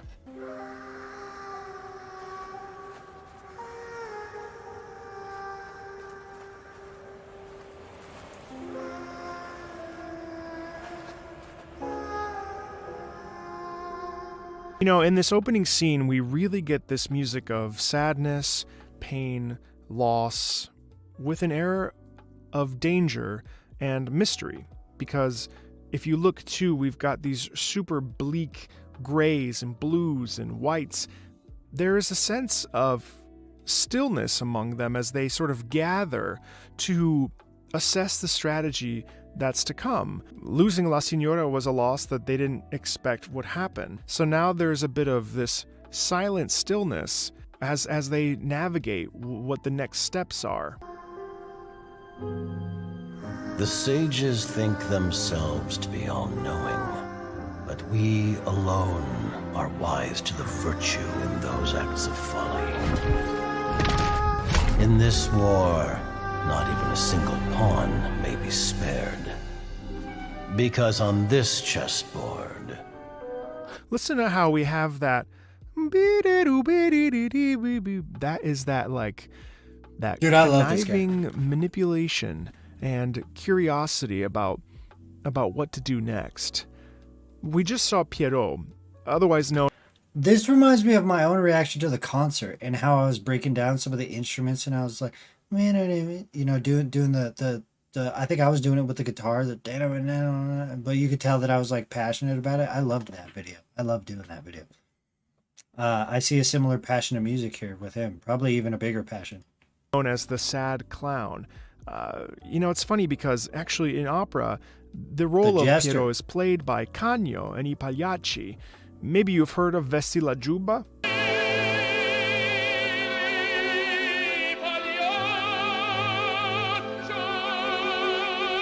This is actually an opera about an acting troupe, a commedia troupe, that goes around towns in Italy and plays commedia dell'arte style performances to audiences all across the countryside. There's betrayal, love affairs, and eventually rageful passion that leads to murder in this opera. It plays out as an opera within an opera. We, the audience, get two performances. Piero is a naive character, the sad clown, very easily manipulated, fooled, and honestly is frequently on the receiving end of jokes and pranks. Typically, the character doesn't wear a mask at all, which I find interesting that in this version, the designers have chosen to give a half mask. I think that that's really interesting and fitting to what the commedia dell'arte character used to be. Checkmate is not where the game ends.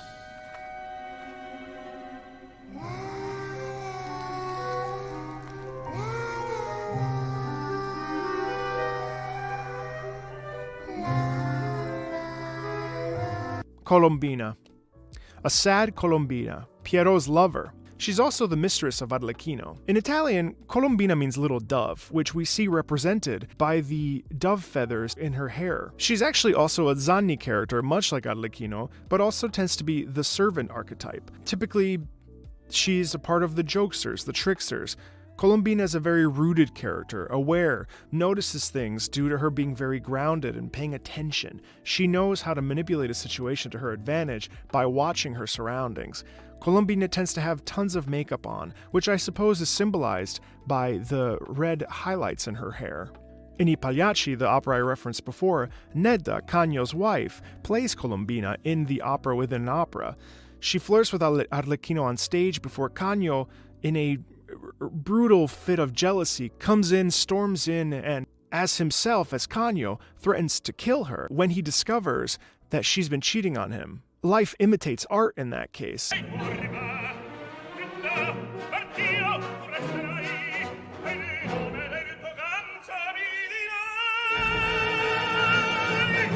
Colombina is really smart. She uses her physical beauty and attractive features to her advantage, and typically doesn't wear a mask, which in this case is represented by a very thin mask over her eyes. We are gathered here today to remember our dear comrade. In honor of her sacrifice, all work should halt for half a day as the nation mourns her passing. This is really interesting too, because we just got a glimpse of Il Capitano, Pulcinella, and Sandrone. Or maybe Sandrone's wife, Pulonia. It's not totally clear. Interestingly enough, Pulcinella, who typically has a beak-shaped black mask, in this case has a beak-shaped nose. Pulcinella was played in multiple different ways. Typically, he can either be a servant character, much like Colombina, or a vecchio, which means old in Italian, character. So either super silly. You know what you have to admire by Hoyoverse, right? Being housed out of China and everything, they're so cultured, right? To look into another culture and then express it in their game or base it off of another culture or some scenes and character names and things like this. It's fucking awesome to see Hoyoverse do things like that.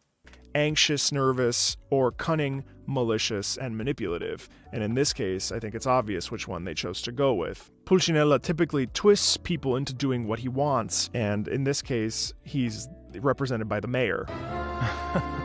Merely half a day?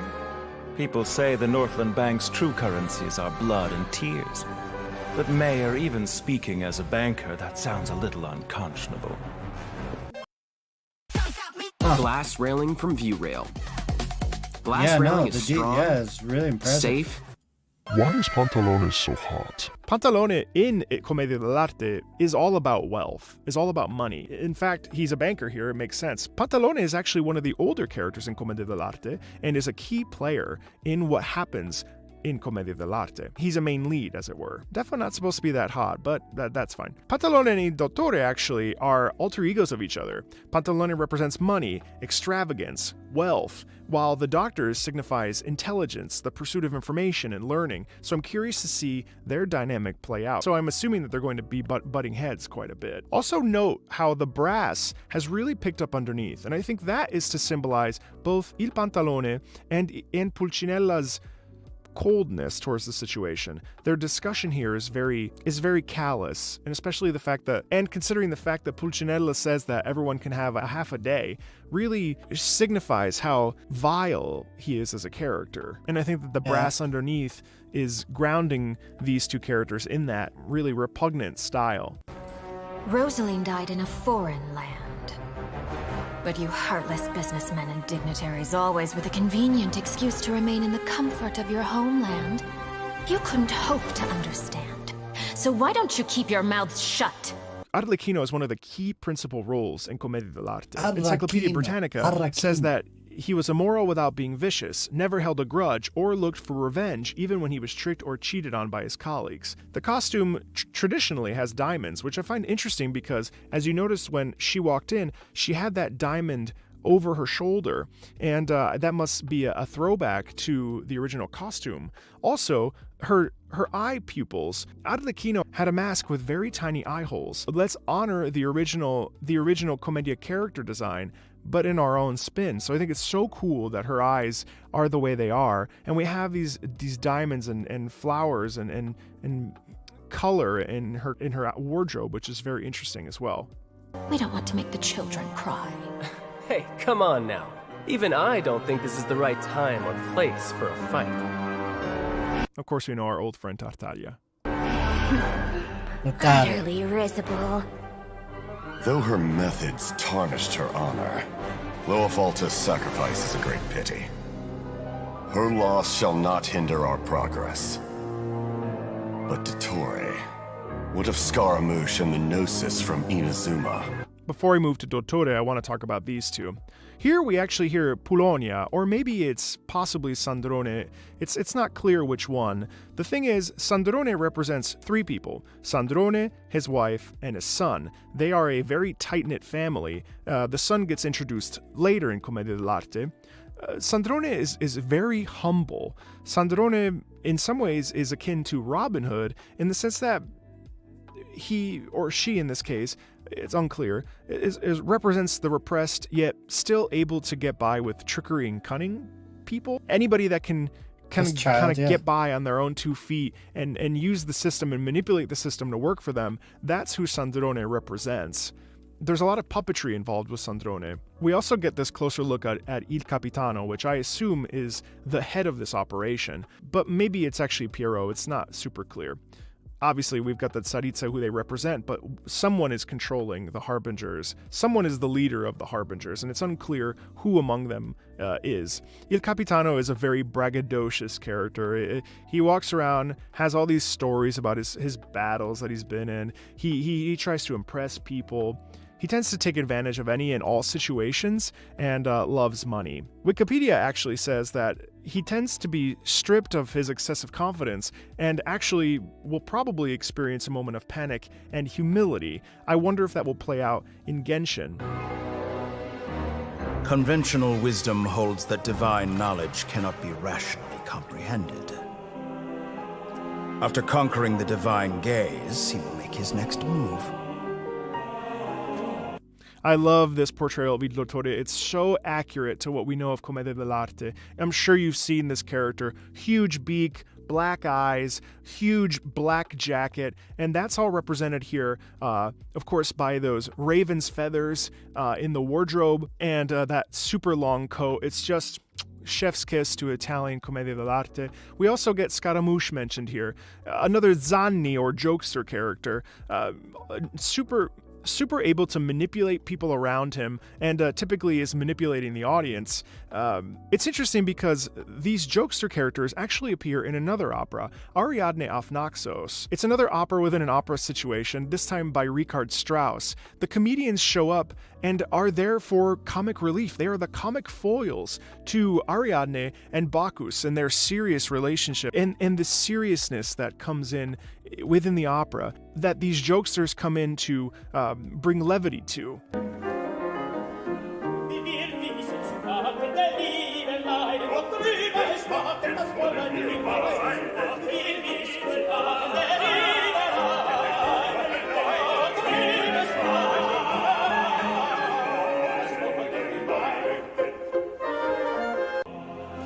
It's time to end tonight's foolish theatrics. Right now, you have no captive audience. Let every worthy sacrifice be carved in ice. With this nation, endure for all time.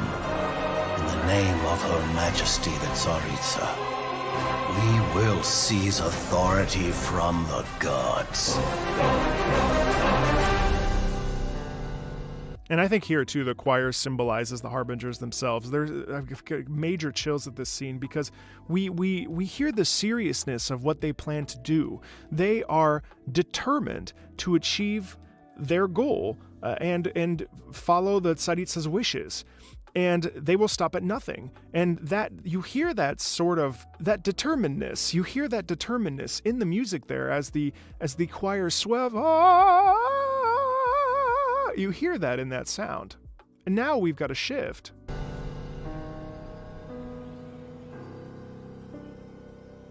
Absolute peace. Such is the gift from the Tsaritsa. Such is Her Majesty's benevolence.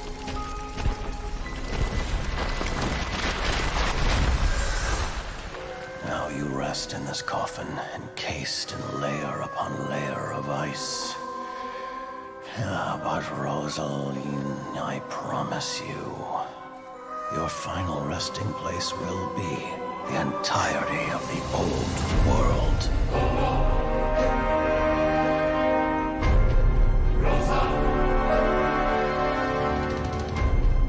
I must say, you're looking very young today, Doctor. You know very well that I do not take that as a compliment. So, where's the segment in the prime of his life, then? He's busy with a little experiment in blasphemy. When I go hiking, I go hard and fast. I can come home and go into that bed and set that... Colin, time to head out on patrol. Okay, Master Tainari. What was that? That was a little different from the typical Genshin Impact videos I do, really focusing on the music. I was really excited when I watched this because I love the fact that Genshin Impact is using these Commedia dell'arte characters that are based on Italian history. As an Italian myself, as an Italian American who lived 3 years in Italy as a child and grew up culturally Italian in the United States, I have an affinity for my culture and my people, and I adore the use of these characters in this game. I think they're symbolized so perfectly and so beautifully, and it's such a gift to be able to hopefully shed some light on the Commedia dell'arte characters for you, and also be able to experience them in-game. You know, this homage to what has come before is so typical in opera, and it's one of the most beautiful parts of being a classical musician, is that we are in touch with things that modern audiences are not really aware of anymore. Yeah. Sure, modern audiences go to classical symphonic works, performances, and operas, but to be an active participant in that experience of bringing something that is old to a new audience with freshness and delight, that is the gift of working in the classical music world.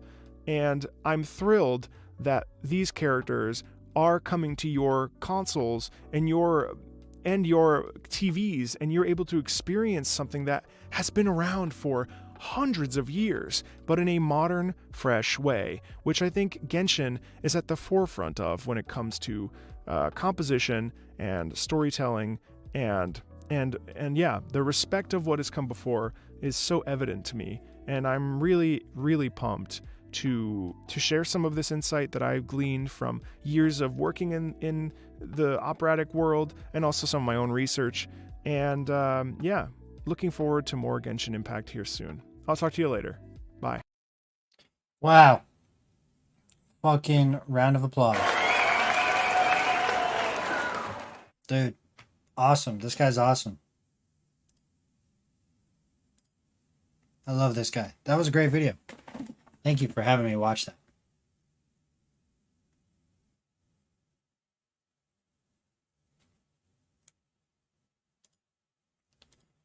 That was great.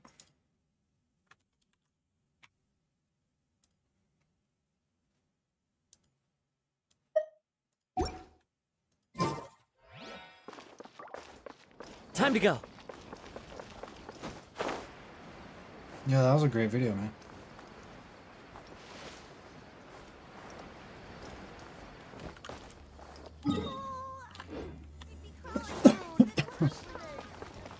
I love that it's so cultured. It's not, you know.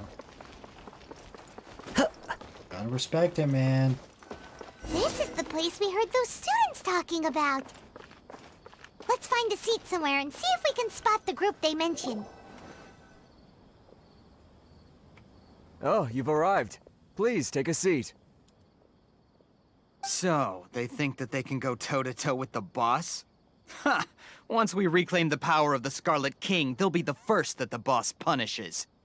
They're nothing to be afraid of. Our main rival now is the Caracal Battalion. How can the Caracal Battalion compete with the boss when they're nothing but a bunch of money-grubbing opportunists out for a quick mora? Yeah, with Boss's fervent devotion, he'll be able to use this power to bring our god back this time. Huh. All these guys talk about is the Scarlet King, so they're probably the ones we're looking for. Greater Lord Ruka Devata. That traitor and her followers must not be spared. The day will come when the Scarlet King exacts vengeance on Sumeru, and all of them shall be punished. Greater Lord Ruka Devata? Yeah, Traitor? Paimon was wondering what they meant too. We should ask about that if we get the chance later. Welcome. What's going on? How can there be Kairagi? Huh? Who are you? What do you want? A traveler? Now's probably not the time to talk about that. Didn't the students say Eremites are wary of outsiders? I'm a student from the academia. What's a student from Sumeru City doing in Port Ormos? I'm looking for info about a certain something. Ah, well, if it's info you want, you've come to the right place. The question is, can you afford it? Huh? What is this, some kind of joke? Oh! Sorry! He must have grabbed the wrong amount! Hey, what do you think you're doing? I have to hand him 500,000 Mora? Paimon can't stand to see so much Mora go. I don't even have that There's much. no other... Here, this is the merchant's address. Whatever you're looking for, you'll find it there. Hmm? Well, what are you waiting for? I just have one more question. Oh, that's right. We heard you mention the Scarlet King just now. We're actually interested to know more because we're archaeology students. Fine. Since you've already handed over the Mora, I guess I can throw in a little extra info. As you can see, members of Ain al-Ahmar are devout believers of the Scarlet King. Years ago, the Scarlet King founded the great desert nation that was our homeland. It was an advanced civilization, far beyond anything you'll see in present-day Sumeru. The Scarlet King was the rightful god of wisdom, but he was betrayed by a companion he trusted. She even stripped him of his title, God of Wisdom. So, you mean the traitor was... Greater Lord Rukkhadevata, yes. That shameless wretch destroyed the Scarlet King's civilization, and our ancestors were forced to flee to this land where we were made to suffer the tyranny of our enemies. Furthermore, she conspired with the Academia to cover up the truth of her actions, and create the merciful and benevolent facade for which she is now known. Ugh, just thinking about it sickens me. But the story doesn't end there, oh no. The Scarlet King isn't truly dead. The voice of the Oracle has been heard in the desert, prophesying his resurrection. Mark my words, our god shall return. And when that day comes, all followers of the traitor and all the desert dwellers who have forgotten their true god will suffer retribution together. If what I'm saying makes you shiver with fear, it might not be too late for you to become a believer of the Scarlet King. Scarlet King is returning? I don't have anything to say to you Academia people about that. I think this conversation has reached its end. Not just yet. This man is a fraud. Oh? Huh? You again? Deranged Academia lunatic. Yes, it's me again. Oh, this guy. I already warned you that if you weren't willing to sit and discuss things with me, I'd take measures to make things uncomfortable for you. Listen to me. That address he gave you is fake. Or at least, you won't find a merchant waiting for you there. This You know what I group just has been noticed? boasting all around that they can provide information on a certain item as a means of luring people into their territory. He's got very feminine eyes. Once you show up, they keep up the act until they have hard evidence that you want to purchase said item. Then they use that to squeeze you for all the Mora you're worth. Alright, Hey, so can I get my Mora shut it back? all, Hatham. What are you playing at, trying to ruin our business like this, hmm? I told you the other day. I wish to discuss my terms with your boss. Ha! The boss made it perfectly clear that he won't negotiate with you. Yes, and in no uncertain terms. But that was then. It does not preclude him from changing his mind in the future. I'm warning you. Don't push us, or this could get ugly. We don't usually get rough with people from the Academia because it just complicates things. For a lunatic like you, though, we might just have to make an exception. If you're suggesting that we escalate this from a verbal exchange to a physical one, I accept. After all, even the Archons used war to negotiate the ownership of Tevat. If, on the other hand, we can't agree on any means of negotiation at all, then I'm afraid my next course of action will sting a little more than the mere falling through of a few business deals. I will jeopardize the Eremite's reputation, which I know you value above all else. I am quite confident that if I began to take such action, your boss would willingly approach me himself. However, I fear that by then, some things will have happened that cannot be undone. Also, a word of advice. I suggest you tell your boss exactly what happened here today. Otherwise, he might blame you for not telling him in the future. What did you say? Consider this. Have I ever failed to follow through on my word in the past? This guy is really out of his mind. Okay then. If you really have a death wish, let's meet a week from today. The pier in front of the Pharos Lighthouse, 4 o'clock in the afternoon, sharp. Don't expect us to hold back. Not so fast. First, you return the 500,000 mora to them.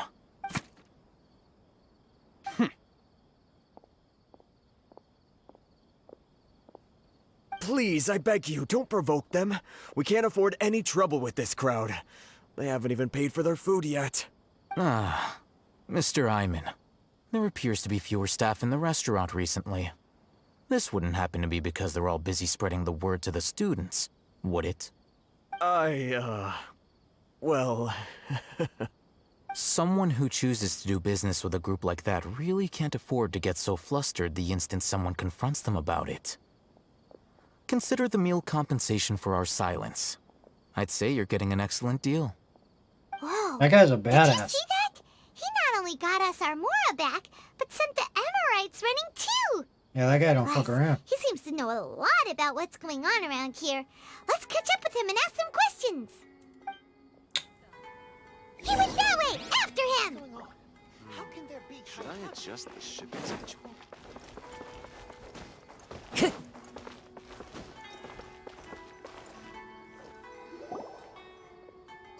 up! It's Al-Haytham, right? What do you want? Thank you for your help back there. No need for thanks. My goal was to get to them, and you two gave me just the opportunity I needed. We're even. Oh, I advise you to keep your distance from them. Since they weren't able to make off with your Mora in the end, they might harass you again in the future. All right. Goodbye. Hold your horses! We still have something to ask you about! Nosy like Jesus. Since you tore through their scam right in front of them, you must know the real story about certain something, no? Who exactly are you two? And why are you inquiring about that? I'm a student from the academia. A student? Right. Look, you should know that those thugs conducting business with you had nothing to do with your lie. Perhaps we can also talk terms? Huh? Oh, yeah! He's really strong. Weren't you saying something about a physical exchange? We can help with that. He doesn't even have a vision. Forget it. Maybe not, but he can still use elemental energy. Otherwise, there's no way we'd go asking for info from from guys like that. Those high-headed thugs are definitely gonna bring a lot of backup for your next meeting. Even if you don't go alone, you won't regret taking us with you. All right, I accept. Got a pen and paper? If you're searching for someone who sells that kind of merchandise, I'll give you one of their addresses, and you can try your luck. We'll reconvene at the appointed time by the pier. It doesn't matter if you show up or not. The fuck is on his ears? So, since you were happy to give us this merchant's information, does that mean you can tell us exactly what we're after? You were willing to part with 500,000 mora for something and you didn't even know what it was? Okay. Well, if you truly are as skilled as you claim, then you can beat the answer out of them when they become hostile. Look, if you've been making inquiries, then you have to know something by now. Tell me what you know so far, so I don't waste time repeating information. We know it's connected to the academia somehow, and that not only do the Eremites deal in it, but some students want to get a hold of it too. What else? Seems like some kind of knowledge. You know almost everything there is to know, but you're unable to compile this information because you've never seen the object before. This is what you've been looking for. Huh? Paimon can't tell what it is. It looks like some kind of ornament. This is a knowledge capsule. To put it simply, it's a vessel that can store a fixed quantity of canned knowledge. It's like a miniature Akasha. Anyone who links it to their personal Akasha terminal instantly becomes privy to its contents. Ah, interesting. Anyone? Correct. Anyone. Unlike the Akasha, which heavily regulates who can access what information, knowledge capsules confer their contents without any requisites. That's amazing. Fucking Paimon. It's essentially a convenient and harmless vestibule for knowledge. Unfortunately, it's illegal in Sumeru to privately possess or trade them. They were created as a means for scholars to transfer knowledge gained from Irminsul into the Akasha, and are intended to be destroyed immediately after use. But despite strict regulations, some of these knowledge capsules will always escape destruction. After all, there will always be those in this world who are dissatisfied with life as designed for them by the Akasha and wish to change their fate. Over the past century, a wide variety of canned knowledge has been leaked from the academia. Now, in Port Ormos, the valuable ones are a means to Mora for the Eremites. Meanwhile, those which the Eremites deem to be useless to them occasionally prove useful to the common citizens and hapless academia students. Well, I think that about sums it up. Interesting. All right, guys. My girlfriend just got here, so give me a minute.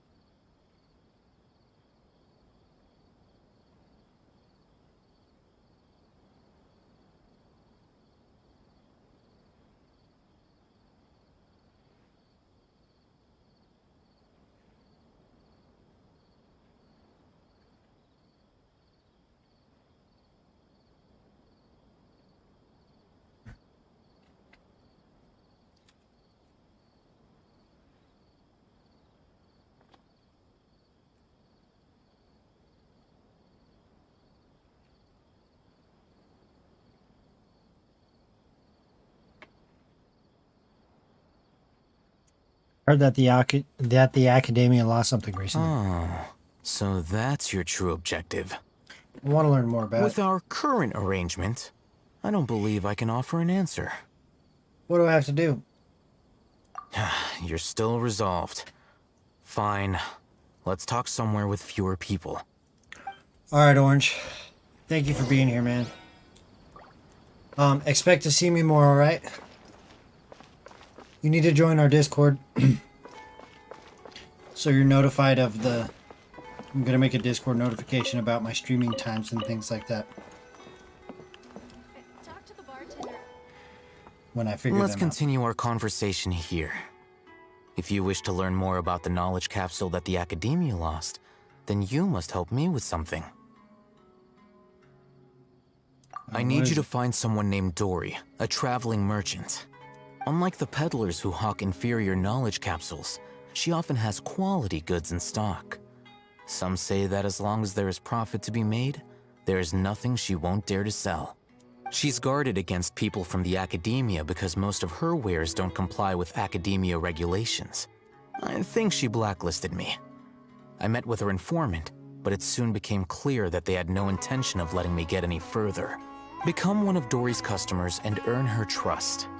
This is my condition for further collaboration. Why do you want us to meet with her? Until you complete this task, you don't have question privileges. Fine. So how do we go about doing this? You two are outlanders who haven't been here for long, so Dory should view you as safe clients. I'll give you the informant's address and their contact password. Beyond the password, though, I have no way of knowing what other tricks she might have up her sleeve. You'll have to improvise. This is kind of nerve-wracking. The true challenge begins after you meet her. She has a keen nose for Mora and a shrewd eye for wares, and she only likes customers who she deems to have good taste. I'll prepare some funds for you. Buy her highest quality wares and earn her approval. But we only just saw a knowledge capsule for the first time. We don't know how to tell which ones are good and which ones are bad. Is that something we can learn quickly? What is this That's cat true. jam you keep saying? Have you two heard of elemental sight? I can use it. That's a surprise. Guess I'll have to hold you in higher regard. Anyway, that ability should resolve your issue.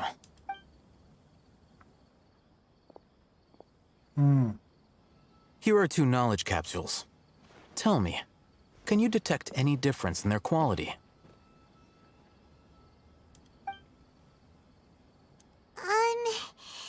They look the same to Paimon. Try inspecting them with elemental sight. How'd it go? Did you see anything? One on the left shines Rumor bright. has it that higher quality knowledge capsules generally appear brighter when viewed through elemental sight. That's because knowledge originates from Irminsul, the root of Dendro power itself. The more powerful the knowledge, the richer it is in Dendro energy.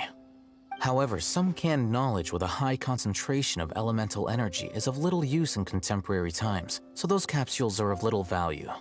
Using elemental sight is merely a stopgap measure, but it should suffice for earning Dory's trust. That sounds pretty impressive. Here's a sheet with the informant's location and contact password, and here is the mora for purchasing canned knowledge. Don't be cheap. You'll need to spend to catch Dory's eye. If there's any mora left over, just keep it. Oh, and be sure to exercise some caution. There have been Matra present in Port Ormos lately. Your efforts will be for naught if they catch you. Matra? They belong to the Academia's regulatory body. They also handle cases of illegal canned knowledge transactions. Like I said, the Academia has banned both their trade and possession. The Matra are razor sharp. You're in for nothing good if they lock their sights onto you. If you 2 want to back out, now's the time. I'll help you find Dory. Okay, then we have a deal. If you succeed in your dealings with Dory, come find me at the Wikela Funduk. We'll have an open discussion then.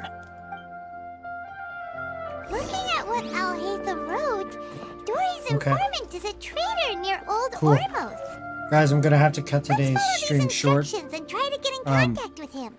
But it's okay because you're gonna be seeing a lot more of me soon anyway. Alright? Yeah, just keep an eye on Discord. Keep an eye on all the things, alright guys? But I have to go deal with some stuff.